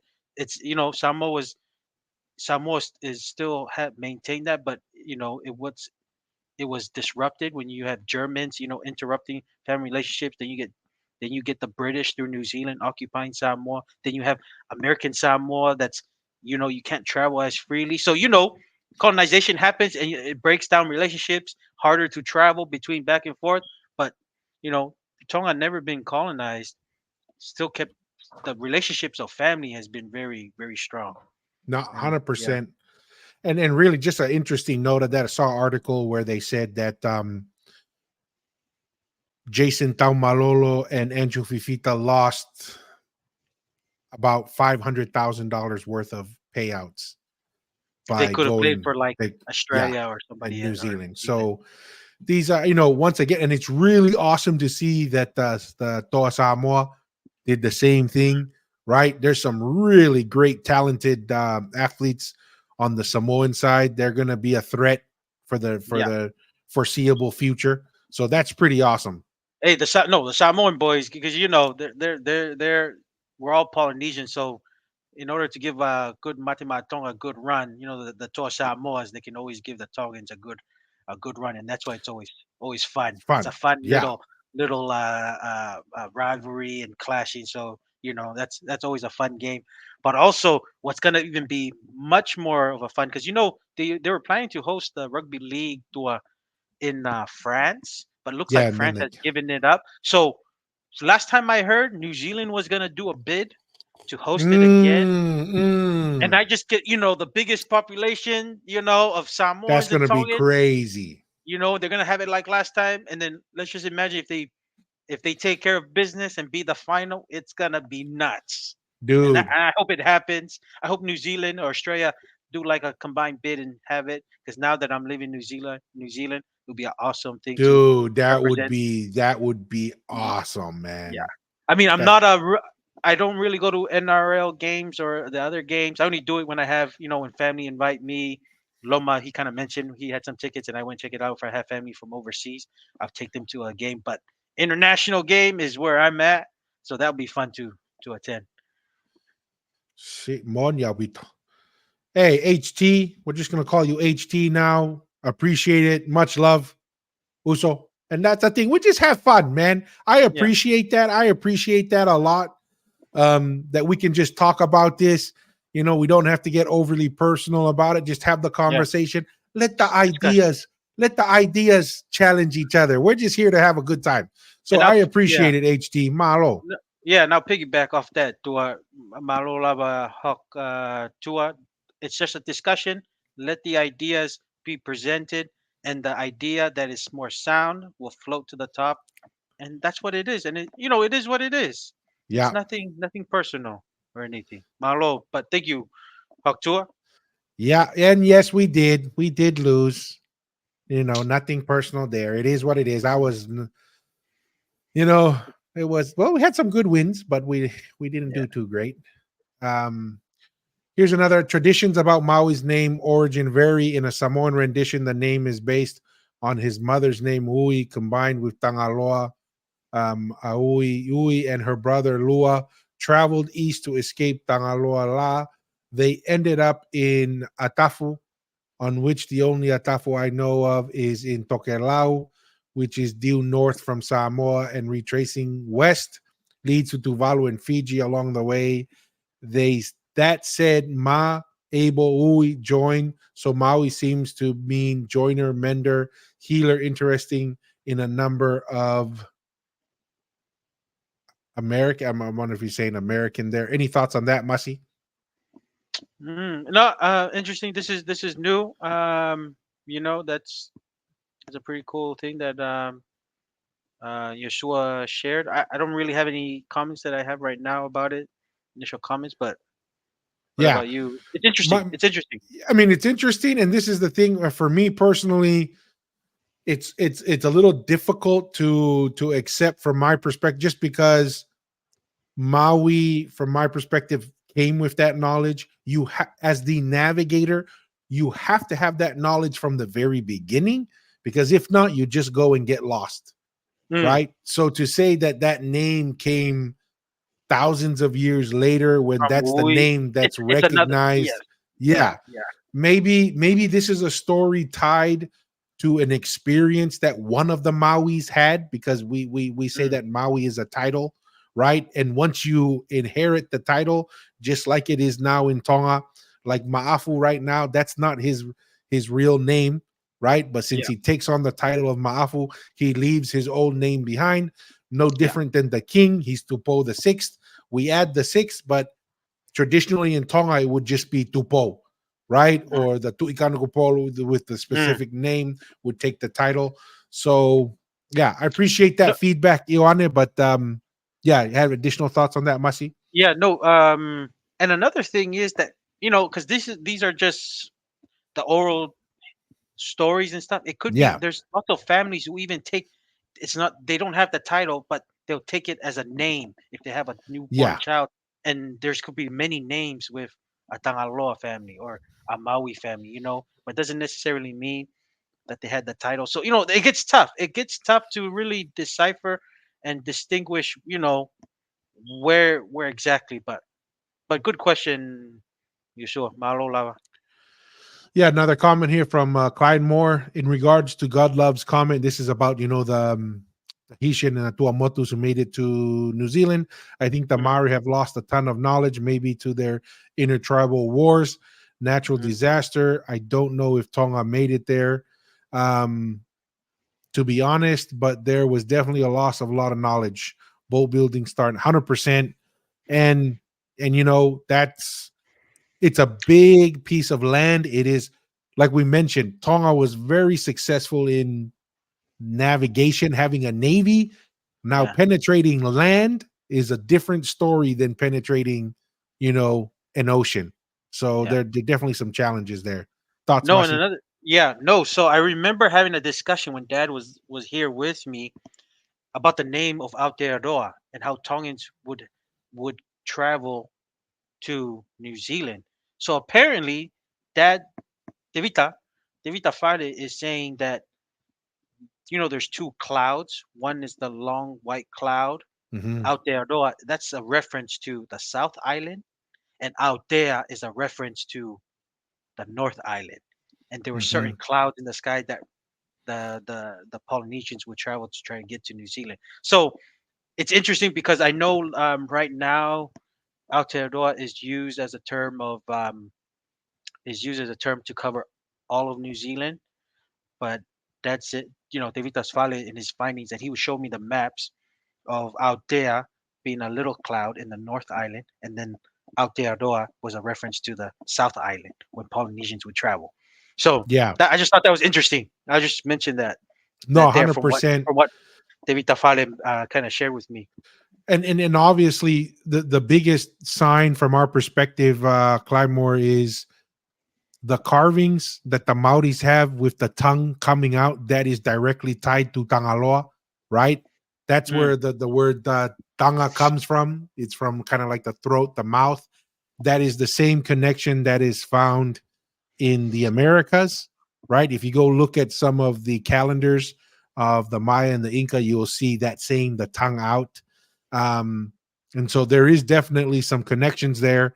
God, let me see, Malo, Clydemore, they've also retained a lot of knowledge. You'll be, and that's the thing. God love you. I think it's you got to find the right pockets because it is a bigger island. There could have been multiple migrations from different areas. I think mm, finding the right people and kind of like Masi said, um, that have like a kingly line, that are mound builders, that have, a lot of the mm, carvings with the tongue coming out is a mm, reference from our perspective to Tangaloa. mm. You No, had oh you gonna no, say something, Masi? yes, and I was gonna say I think that's one thing that now being here with in New Zealand that Maoris, there's not much known information to try to reconnect a lot of the Maori connections to Tonga. A lot of them have been focused on Cook Islands and Tahiti and Hawaii kind of thing. And there's some good knowledge that we can learn to try to find more of the connection between Tonga and New Zealand, with the Maori tribes, Maori people. So yeah, that's what I'm just thinking. And Samoa too, you know. Yeah, not 100%. Here's another comment here from Mello in William Mariner's book. Some Hawaiian natives that arrived in Tonga with Mariner in 1806 already knew who Finaukalala is and the Tongans. Did the influence of the Tui Tonga reach Hawaii? Any Hundred thoughts on percent. that, Masi? Yeah. Yeah. No. Yeah. I mean, we've kind of shared the story of Nua being of a high rank from the Big Island in Hawaii, coming to Tonga to marry Momo. And I'm trying to recall to Tonga. So Mhm. that was part of the tradition of the Tui Intermarriage. Tonga Yeah. marrying with different parts of the empire, and that's the influence that the other islands had to back to its headquarters in Tonga. Yeah. And that's, as we discussed on some of our other videos responding or kind of reacting to Kawa University's series, what Mm, is shocking is not only did they know about Ulkalala, but they spoke to each other with ease.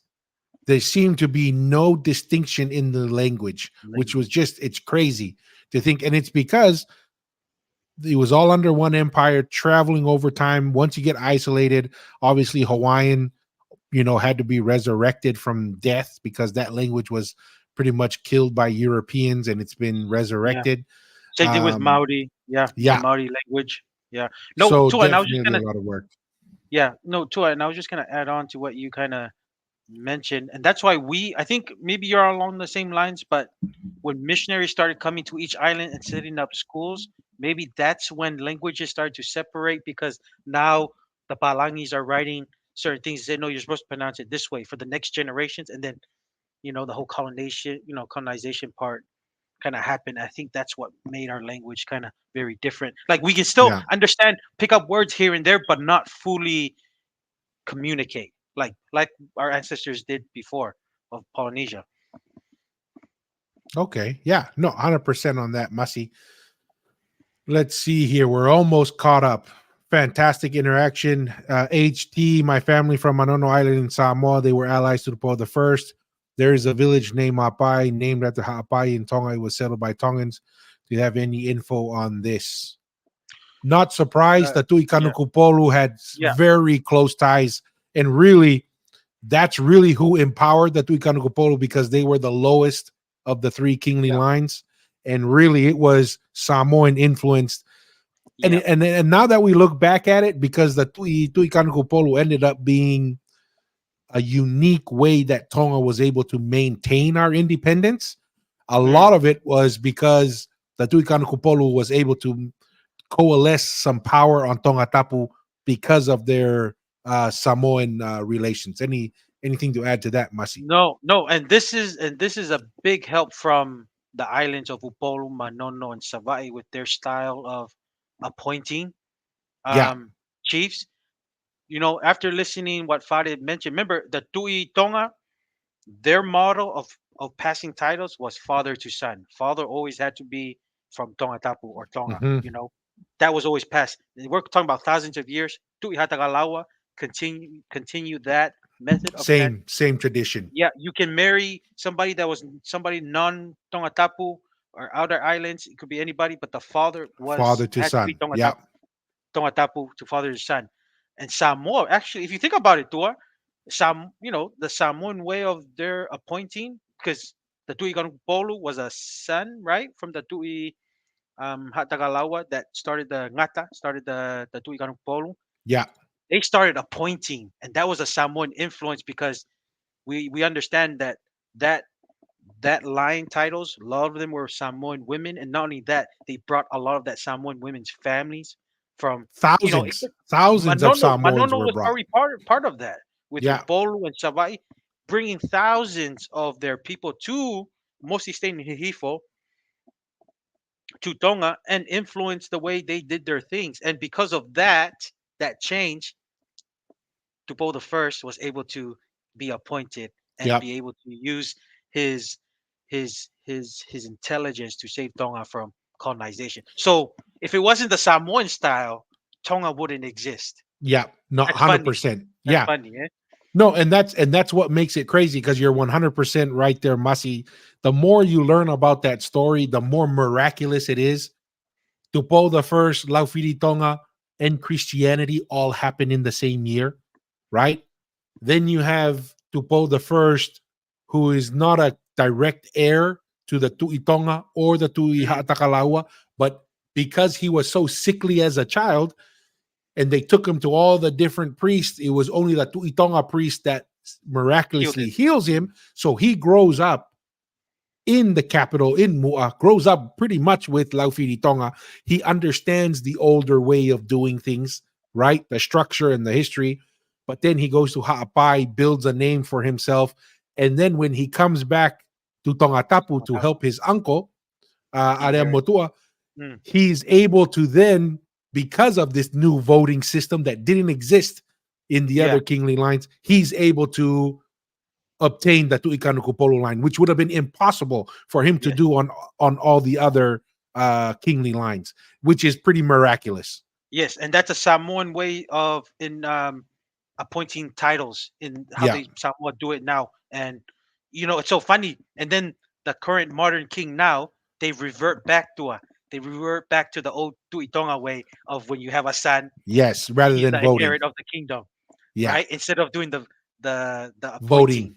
So Yeah. to me, it's very interesting. So that knowledge, because when you mentioned that Taufa Hao grew up in Mu'a, right? He was able to use. He's like, okay, in order for me to get the Tuigang Polo, have some influence in Tonga Tapu, help my uncle, show some military force, be appointed when Tonga is secured, and then it's his line from father to son. It's his Revert back posterity. to the Revert back, Tu'ihatakalaua and revert Tu'itonga's back to the version. traditional way because that's the rule now in Tonga today for the king. Yeah. So I mean, it's a very interesting point there, and this is what we're coming to. Samoa just happens to be the one of the much closer to Tonga. The relationship has been maintained a lot easier between Hmm. Tonga and Samoa over the years. Unfortunately, for our brothers and sisters who are further away, it was much more difficult. But this is what we're talking about as I think on our last live with Kava University, we discussed of how, or maybe it was the one before that, how Tonga, and this is evidence for it. I made the comment, Masi, that Yeah. Tonga was able to survive because it was where all the ideas and all the technology and all the knowledge was referred back to the capital, right? Mm. And this is a prime example of what you're talking about. A new system is developed in Samoa because of the fracturing of the Yes. Tongan Empire as Samoa is developing itself as this new, the empire is fracturing, they're trying to come Yes. together and develop a new structure. They develop that new structure. That new structure is exported or imported into Tongatapu, and that ends Yes. up being the tool that Tupo the First uses that was to get his critical for him to save Tonga. yes. Yes. No, and that's the thing because you know how we talked about to pull the first having influence. It's the same thing when somebody in Samoa to get those big titles, those to fight fire titles, those big ones. It's the one that has the most influence, that's probably done the most for the family, and that's Mm, been able to carry out the fat lave laves, who's been able to meet those, and those guys get appointed. So I mean, it's still it takes a while because I think since the Maria Toa has passed away, the no one has inherited that, no one has gotten that title yet. But like I said, that's what Dupo the first used. He was there for a purpose. He got in, and then once he secured the authority and also um, prevented colonization, he revert back to the old ways. yeah. And I'm wondering if that was, one of the reasons, and I think maybe that's one of the reasons why, Laufiri Tonga gave him the Taumafakava, was to give him legitimacy to Yes, reinstall father yes, to son, father son. Very interesting. These are yes. some. I appreciate the comments once again. HT, good point. I appreciate that for bringing that up.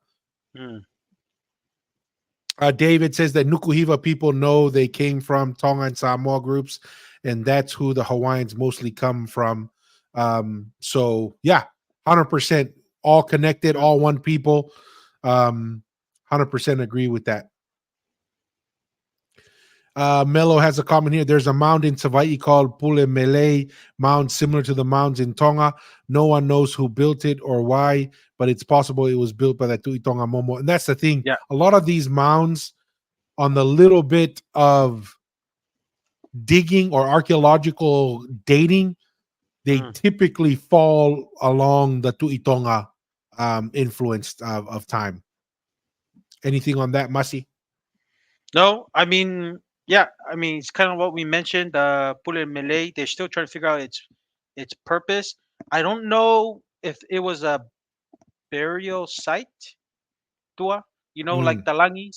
yeah. It's more of pigeon. It could be more of like a pigeon snaring, like it's found in Maufanga area or Siasia. There's some evidence of that, but yeah, they're still trying to find its purpose. But yeah, the dating is around the Tuitonga era. So kind of like what we talked about. Not 100%, 100%. Another comment here from HT. Lotu Tonga started in Manono because they requested it from Tupo. He also visited Manono and one of his wives from Manono. I'm not too familiar with that. HT. When you say Lotu Tonga, are you referring to the Lotu Mui Christianity, or are you referring to the Lotu Mua? So maybe if you could Mm. give some clarity on Oh, that. I know what he means, the Loku Konga. So when I was in Samoa, they referred Loku Konga to the Wesleyan from Tupou. Oh, So okay. they yes, so the Samoans say Loku Konga, Lotu Tonga because of the influence from Tupou when he was converted to Christianity, the Wesleyan.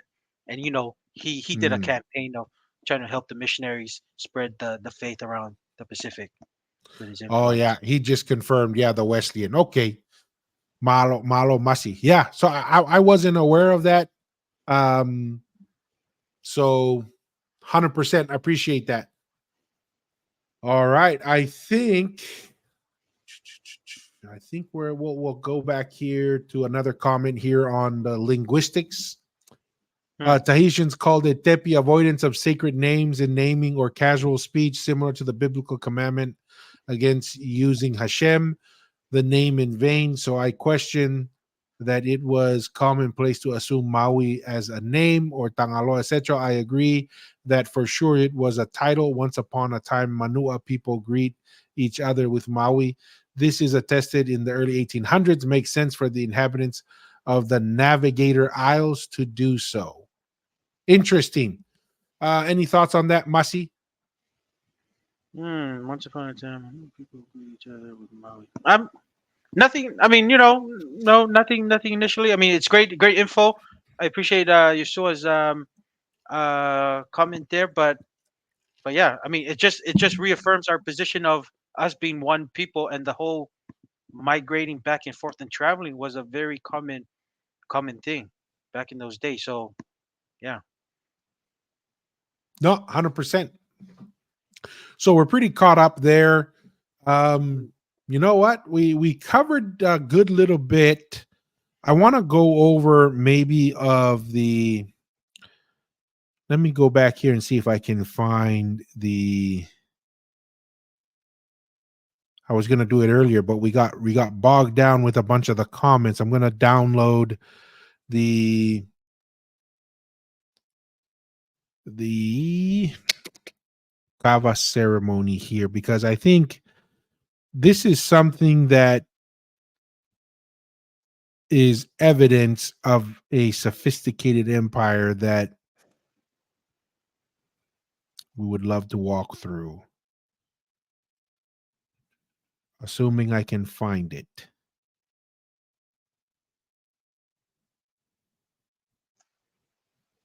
Tua, what kava ceremony are you referring to?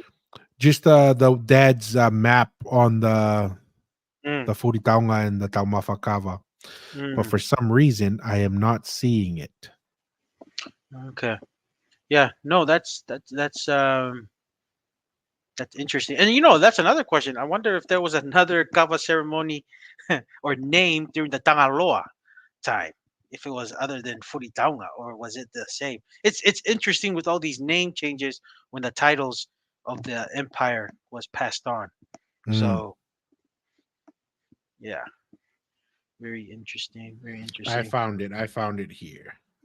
Oh no, I was just gonna say about the Tamafakava ceremony that was done earlier for the king's birthday, and also Maafu being installed was man, that was a lot of work. Though apparently there was like 700, 600 pigs, and we're talking about big pigs and like 5,000 baskets, Yeah. and apparently the pigs was not enough in Tonga, so they had to bring pigs from New Zealand and ship it there. Like, and we're talking about a massive operation by the the clans in Mafu's clans in Vaini and Tomololo. I mean, Well, and this what a is the big kind event. of scale that we're just kind of talking about that just kind of screams ancient Yeah, history and tradition, you know. and the scale. I mean, Tonga, when they do their kawa stuff, it's no small feat, man. And we're talking about a lot of people's family and stuff. I mean, and this is the thing. They don't mind doing it, and it takes sacrifice. And this is how you keep traditions alive. Yep. Trying to see. Okay, here it is. We'll share this and all right. And we'll just kind of, I mean, kind of cover it because I think this is a good segue to Hmm. the kava ceremony. So 600 pigs, 5,000 baskets of food for the royal taumafa. No Hmm. pictures. I want to see. I mean, I saw the pictures there. It's just it was great. And we're talking about like hogs, giant hogs. We're not talking Yeah, about they're not. little We're not. piglets here. We're not talking like, yeah, the piglets that we usually tunu and stuff. We're talking about big pigs. Yeah. I'm not seeing I saw one picture online, just a And giant field full of pigs and food. yeah, And it just so happened to be is that the king's that's grandson? yep, That yeah. So the crown prince, that's his son. Yeah. So Ukalala Tupo or Tupo to, his son. TN4. What I'm gonna do here. So now that we've talked about the kava ceremony here, I'm gonna pull up a picture that we can walk through here real quick. And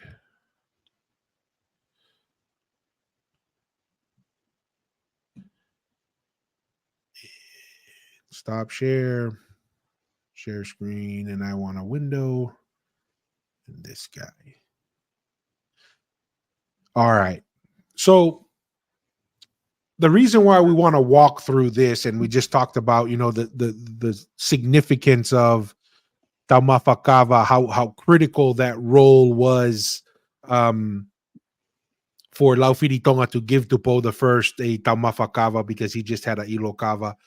And this is the type of, when we talk about a vast empire, there's a level of sophistication that one would expect out of the culture, out of how they interact with each other. And this is one of those things that we're referencing. So obviously, this is a research done by Tevita Fale on the kava ceremony. As we mentioned, the Tuitongas was called Furitanga, Yeah.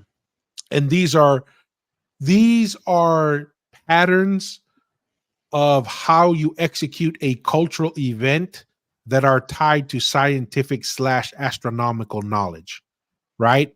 So let's zoom in a little bit and let's start with the Furitaunga, which has some similarities but big differences with the Taumafakava. So obviously, right here, right off the bat, you'll see that the center line or the Olovaha area from where the Tuitonga sits to where the Kava is put together or made, that is Mm, a representation of the equator, right? mm, That is why when you speak about the two roads for navigation of the entire planet, the navigation of during the day, it's called Tangaloa's road, because why? The Tuitonga was installed to represent and replace Tangaloa. So he is a representation of Tangaloa and the equator, this straight line right mm. through here.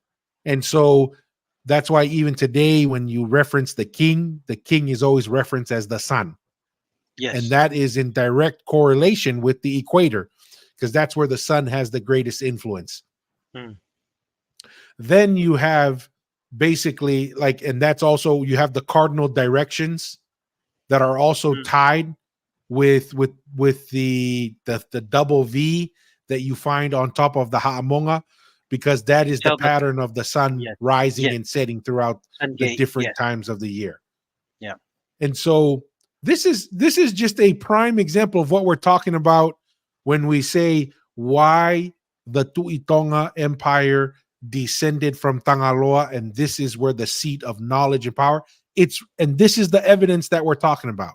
A sophisticated, what appears when you have a Westerner come and look at this the first time, all they see is a bunch of savages sitting in a circle doing some heathen action and drinking some kind of drink. They have no idea what they're looking at. Yeah. No, and I'll just add to this because this is new to us, and this is the thing. A lot of these uh, people in the academic world trying to discover Tongan history and stuff, none of them have done their own work, and that's the weakness of their Yeah. validation when they present this is Tongan history.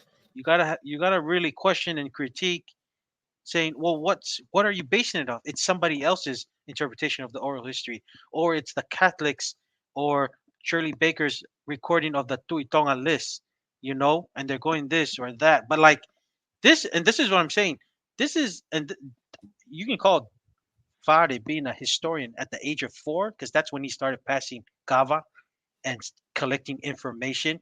Age of 4, and he's 73 now, and he's still working and identifying and bringing more new knowledge. It's incredible.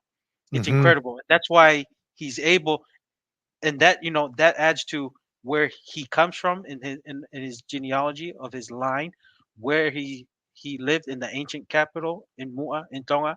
That all has played a part in him developing and putting this all together, and it's hard for it's that's why we're here in this platform, is just to push this theory out there so that everyone can know and be able to just to when an academic says they have their interpretation correctly from trying to deciphering a story, you got to just really question like where exactly are they getting it. But it's just incredible work Hmm. by David Tavares.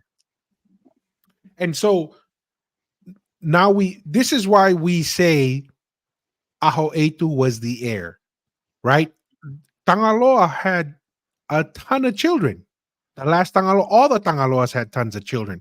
So when we hear someone say, "Oh, I descend from Tangaloa," we're like, "Yeah, that's just a Yeah. good chance, right?" So that's why I'm very open to the idea that Manu'a descended from Tangaloa because why?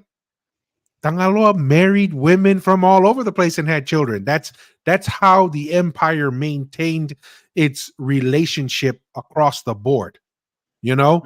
And so, but when we get to how the Tuitongas Kava ceremony was set up by Tangaloa, it was a representation of the astronomical knowledge that was in the skies. So this is how you would call it the Tuitonga's inheritance directly from Tangaloa. That's what the heir gets. And that's what Furitaunga means. It is a representation of the heavens. This is why you can get certain ideas that Tangaloa came from heaven and Tangaloa came from Langi. It's not just a Langi, but also the knowledge and the Mm. structure of things represents what you would see in the heavens. Another any thoughts on that, Master, before we kind of come down to the Taumafakava? No, no, we can just move to the Taumafakava Tua. So this is where it gets interesting in some of the things we discussed. Tangaloa establishes this kava ceremony for Ahoetu and his descendants to replace Tangaloa. So what does the last Tuitonga do for the next ruling line for Tonga? Flip it. He creates a kava structure that still, in a sense, represents the heavens, Mm. but turns it around and reverses it. And so this is where, we get some interesting ideas and discussion is Mm. why, like we were mentioning earlier, why we think, or I think, something must have happened that required the transition of power from Tangaloa to Itonga, just like it was from the transition from the Tuitonga to the Tuikanukupolu, recognizing there was a need for change and to give legitimacy to that Yeah. change. Laufiri Tonga provides this to Tupo the First to establish him to continue the civilization forward. And it is literally a representation of what's above, but just reversed. Yeah. And so, very, very significant. This is why we say Tonga is the longest active civilization Yeah. because it has been continuing for thousands of years. Yeah. No, I was just gonna add to the Doa Aiki. Usually those guys that sit back there are the two, that used to be inheritance of the, if the Tuitonga line was still existing, or the Tuihatagalawa, and part of, I think we discussed this with Danny, but part of the transition too, just like with Mm, this transition, apparently, in order for those to get rid of those names, they waited. I don't know if it's one generation or two. They bring it back again, but they change the name, which is yeah. Tingi and Kalanivalu. They're the two kind of Ho'ekis kind of in our area in Mu'a, but they're the bloodlines are close to the Tuihatagalawa and also to the Tuitonga. Changed their name and they sit right there behind the where that Toa Eiki area, opposite from the current king. But yeah, that's kind of what I wanted to Not share. 100%. And it even goes beyond that. This even goes to describing certain technologies that the Polynesians established, like the karia, the design of the karia. As you can see here, there's the karia, is the double hull. It is also related to the ha'amonga in the sky as well, and also, it one of these days it'd be great to have Devita Fale sit down and walk through this in the different aspects of it. This is Mm, also the design. This is why we see right here. Let me just see if I can scroll over. You see the term tanoa tied right here, mm, right down. That's where the kava is being prepared. this double V design is also part of Maui's kava bowl and why it has a tanoa in it. Mm, This is what separates the Maui kava bowl from any other kava bowl in Polynesia. It's because that's why the Maui kava bowl has four legs only, and it stays mm. open, and it has a tanoa tied to it, because it is also a representation The of the navigation. heavens as well. Yeah, heavens. Yeah. No, and just to add on to that, Dua, that's why in like these sacred ceremonies or very ritual ceremonies, there's a reason why they use the four-legged kumete a Maui, tano a Mhm. Maui. It's because it has to be four legs because it's not Maui's kawabo and it's not the correct way of doing it if you have the multiple legs. And that's another difference too.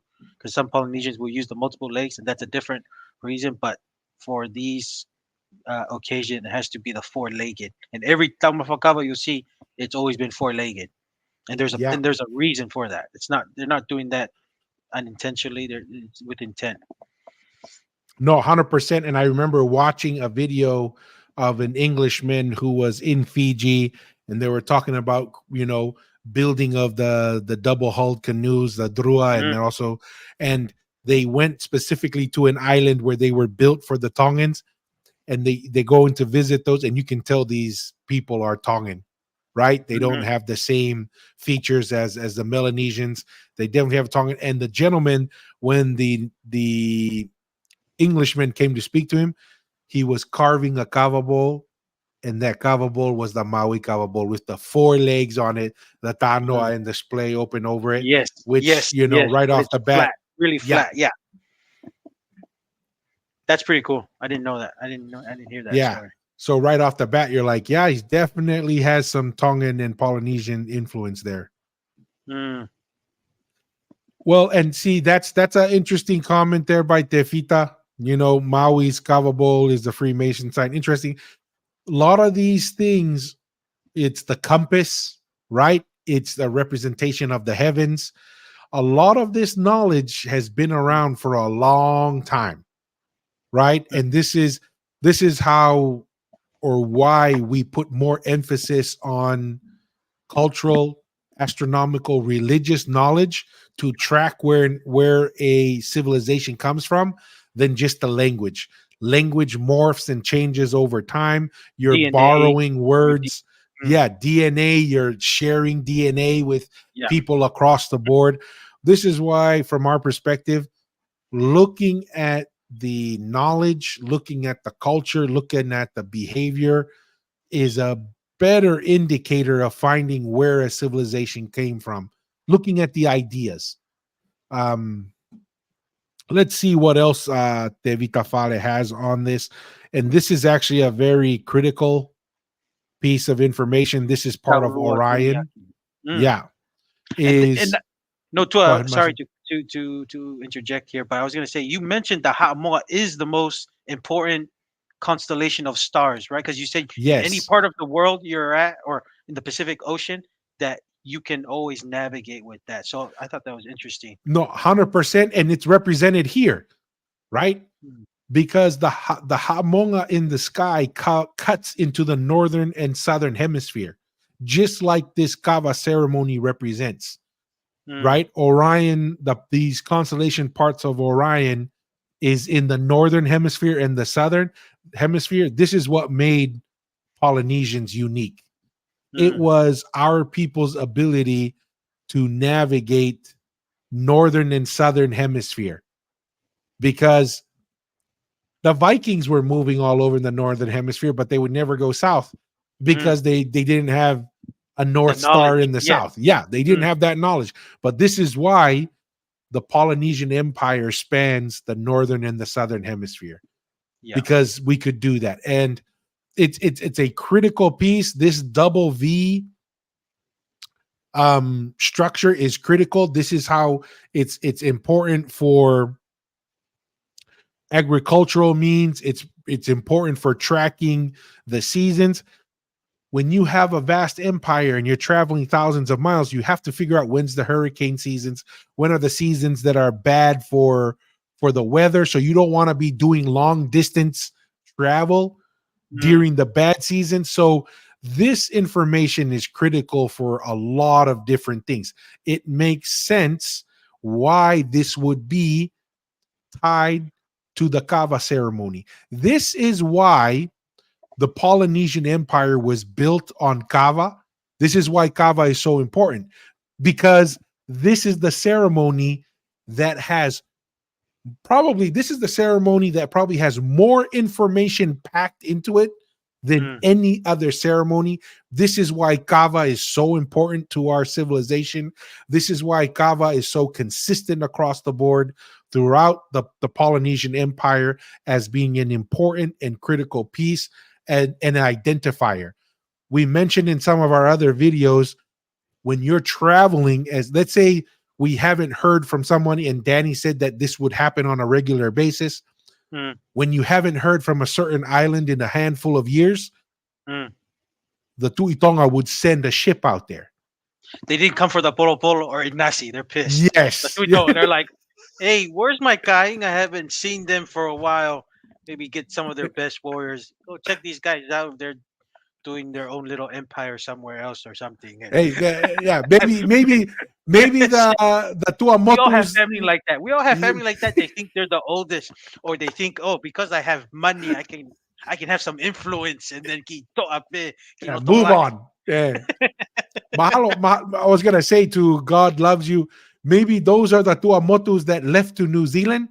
They were running away because they didn't go to the Inasi and the Polo Polo for a few years, and they're like, "Oh Yahweh, the Tuitonga is gonna send someone over. We better head out before somebody comes and checks on us." Yeah. No, that's interesting what you said. They will, if you haven't showed up, if one of their families or kaingas in some of parts of their empire didn't show up, that's funny that the Tutonga would send somebody just to check up on Yeah. them or something. Well, and here's the thing, because and it makes sense why this is why kava is so important to our people, Mm, right?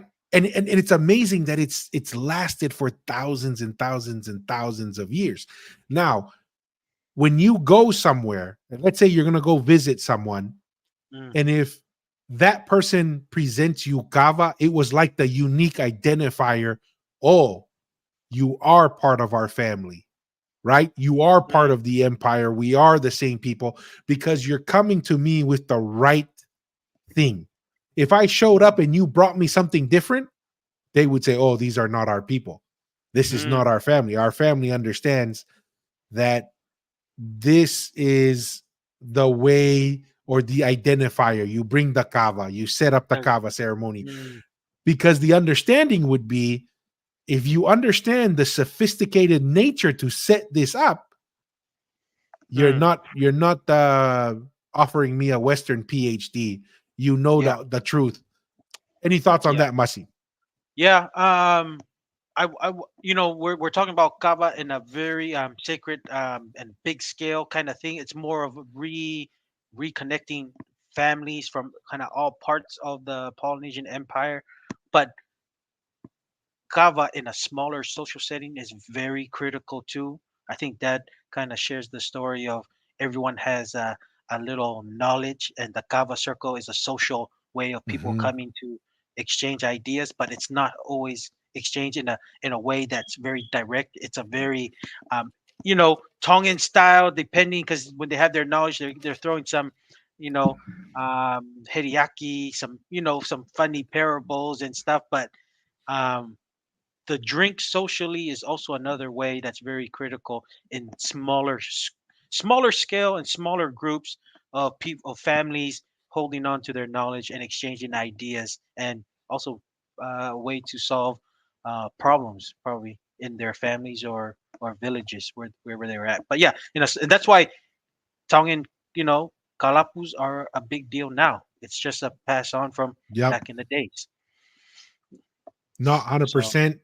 And here's another interesting thing here is in regards to this idea of Pulotu originating from Fiji, it is embedded even in the kava ceremony that the boat, the navigational boat, the karia, yes, it was a physical means of transport, but this also represents the spiritual mm, journey that we take, and that the two roads coming in and out into the kava ceremony also represent the roads to Pulotu, and they're the two different Pulotus, right? The Yeah. Pulotu Aka Aka when you haven't done things that you should have been doing, right? And then the Pulotu to Umau, then Calm. when you have been doing what you should be Yeah. doing. So once again, this is the reason why it's very hard for us to accept.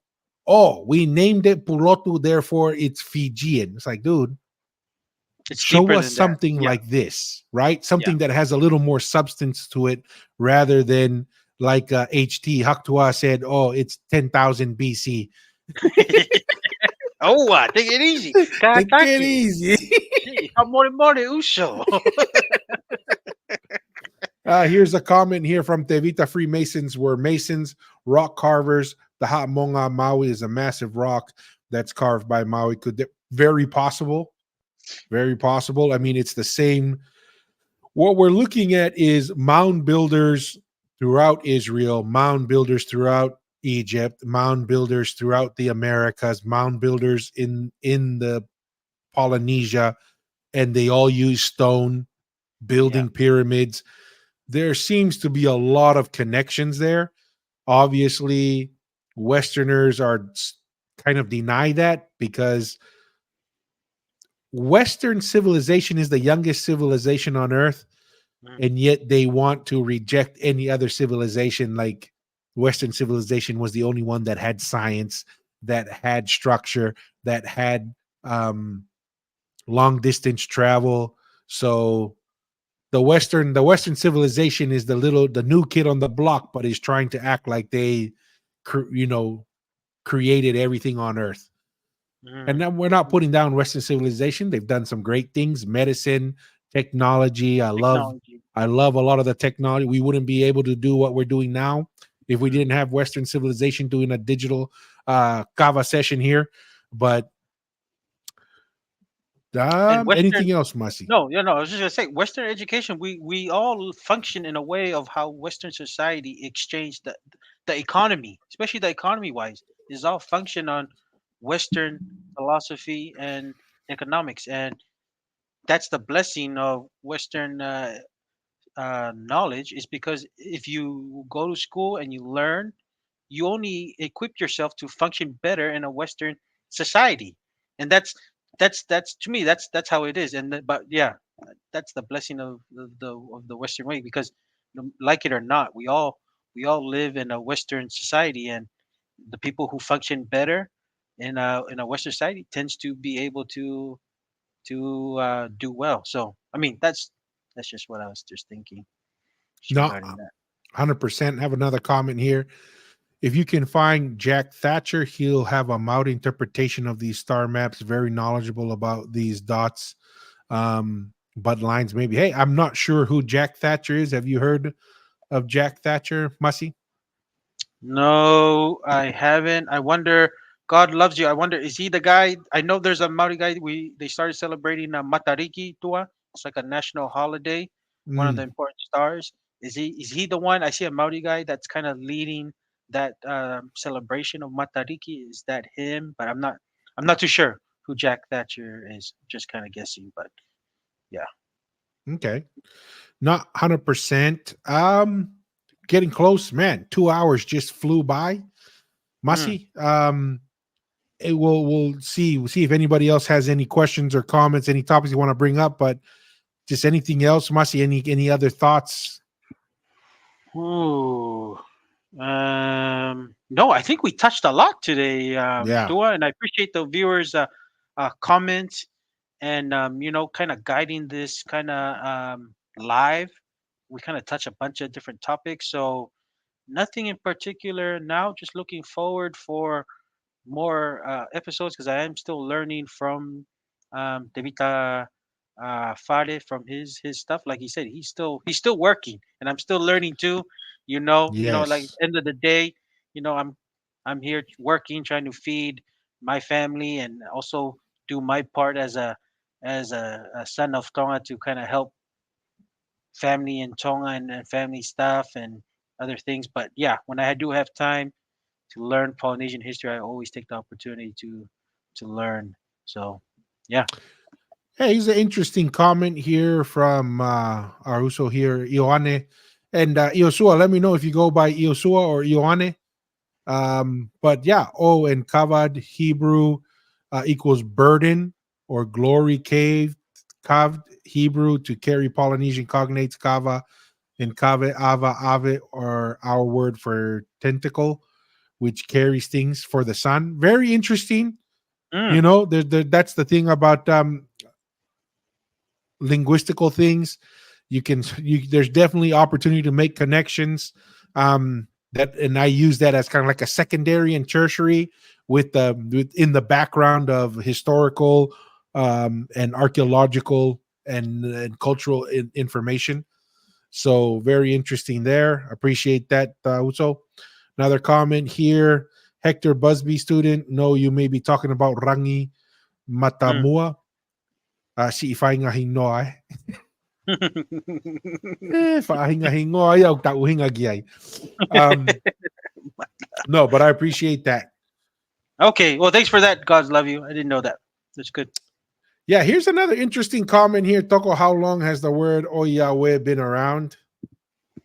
I feel like Dang. that's a yeah. I think it's a very old word of expressing a, a Polynesian feel or something. I don't know. I feel like that's a I don't know. I don't know how long that's been, but I feel like it's a very Polynesian. You get different varieties of how people kind of say it, but it's pretty similar. When I've been in Samoa, they kind of say "awe" or kind of close to that too. But I feel like it's a Polynesian expression of loss, sorrow, or some Yeah. teasing, or you're being silly and acting stupid to somebody, and they say, have to repeat or something. There's different ways. I don't know. I'm Yeah, not too sure. there's some additional comments here. I was thinking along these lines as well, Slick Rick. Hmm. Like Yahweh, oh Yahweh. I Yeah, think 100%. It's ancient, yeah.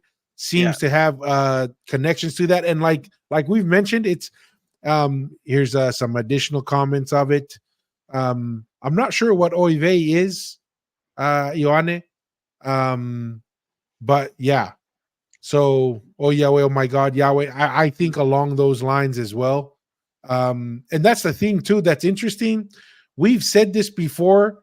We're starting to see a lot of similarities between the ancient Polynesian religion, and when we say ancient, we're talking about predating kind of like the multi god phase Mm, after the empire kind of fell apart, right? Where we're having like mm. Taufatahi and all these other Chaos. gods. Yes. We're talking about from when Maui and Tangaloa first came to Tonga. Hikuleo, from our perspective, is the same God as Israel, which would be Yahweh. Yeah. So could be from there. Yeah. It's the same thing, very similar. Like in Spanish, you say "ojalá," but that's related to Allah, right? Because Mm. of the um, Muslim What? influence in Spain. Arabics. So Yeah. who knows, man? It could be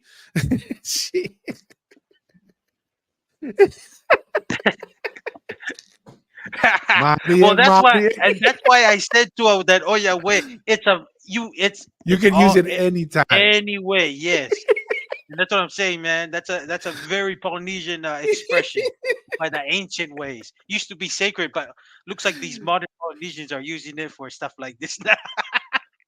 Malo Melo. No, this is interesting, Nacho. I've seen a couple videos mentioning that. It's interesting.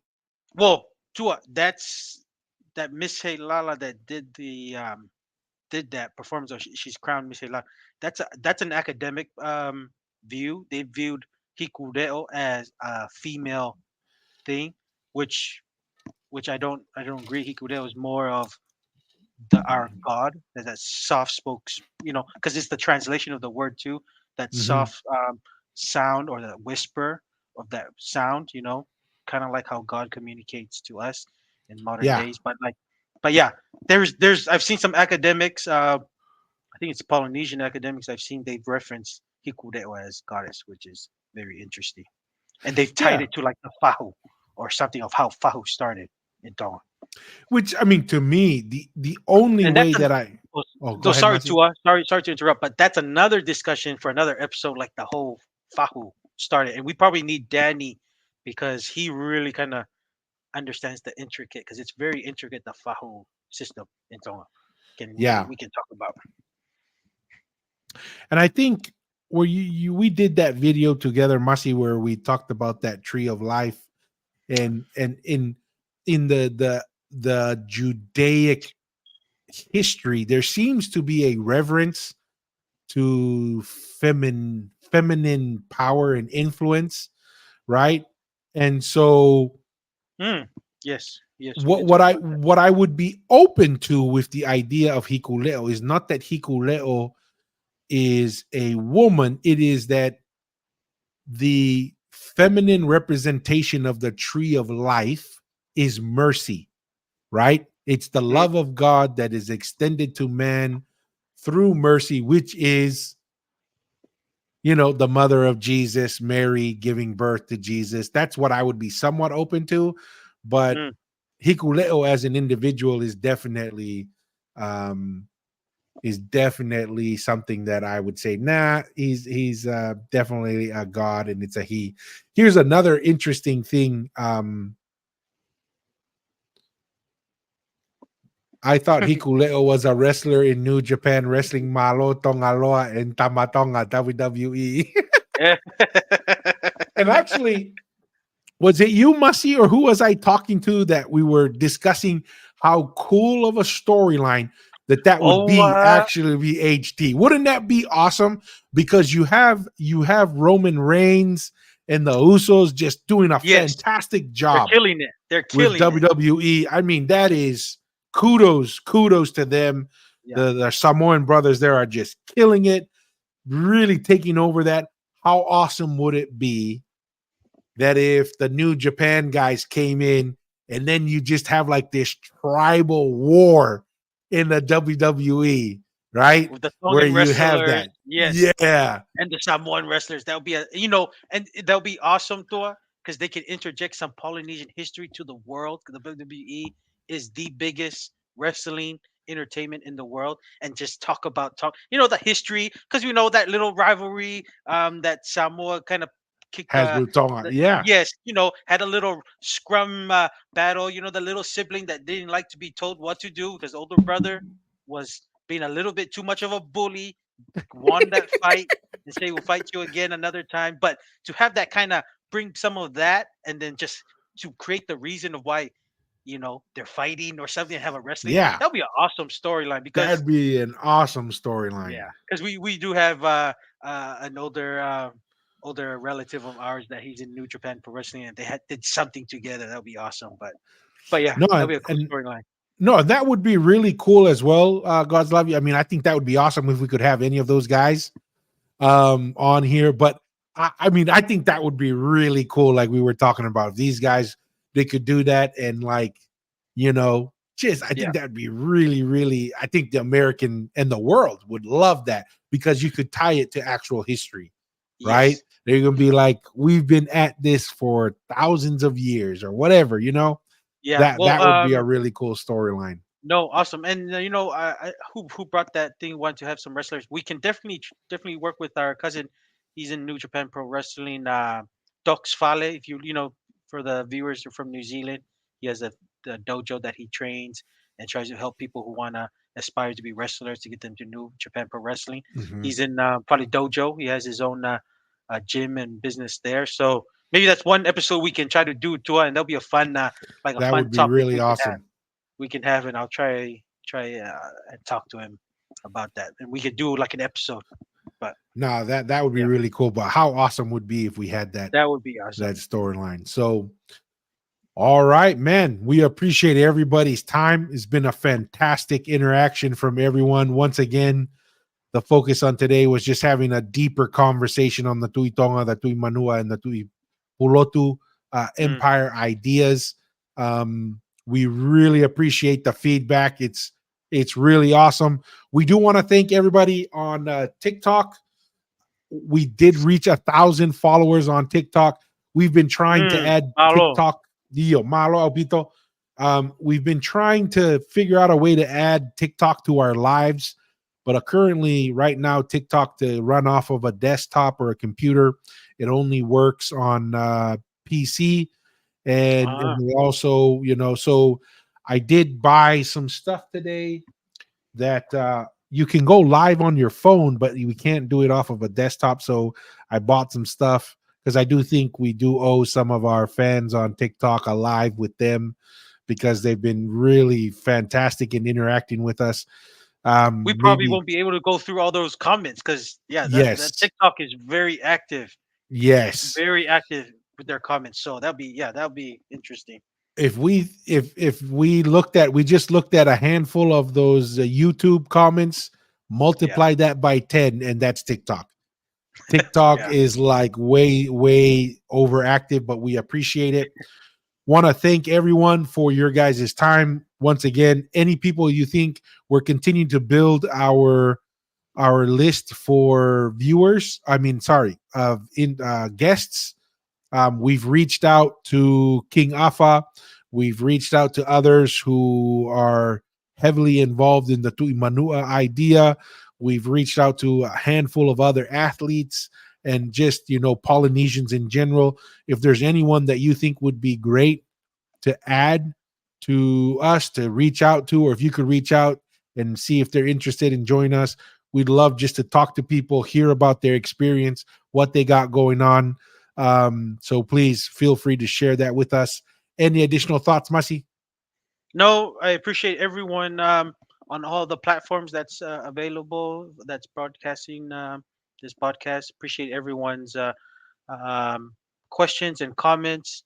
You know, good or in the bad. Like this is, there's no really. We're not trying to be any kind of thing of, make anyone feel uncomfortable or anything. We're just kind of speaking our mind and trying to get to the truth and bring everyone together. But yeah, ofatu to everybody. Mahalo. Yeah, 100%. Once again, we're just trying to have a conversation. We are all brothers and sisters, the Polynesian Empire, for all intents and purposes. We can even say the Polynesian nation because it was one single nation. We all are brothers and sisters. We appreciate everybody's time. Have a great evening, and we'll catch you later. Peace. See ya.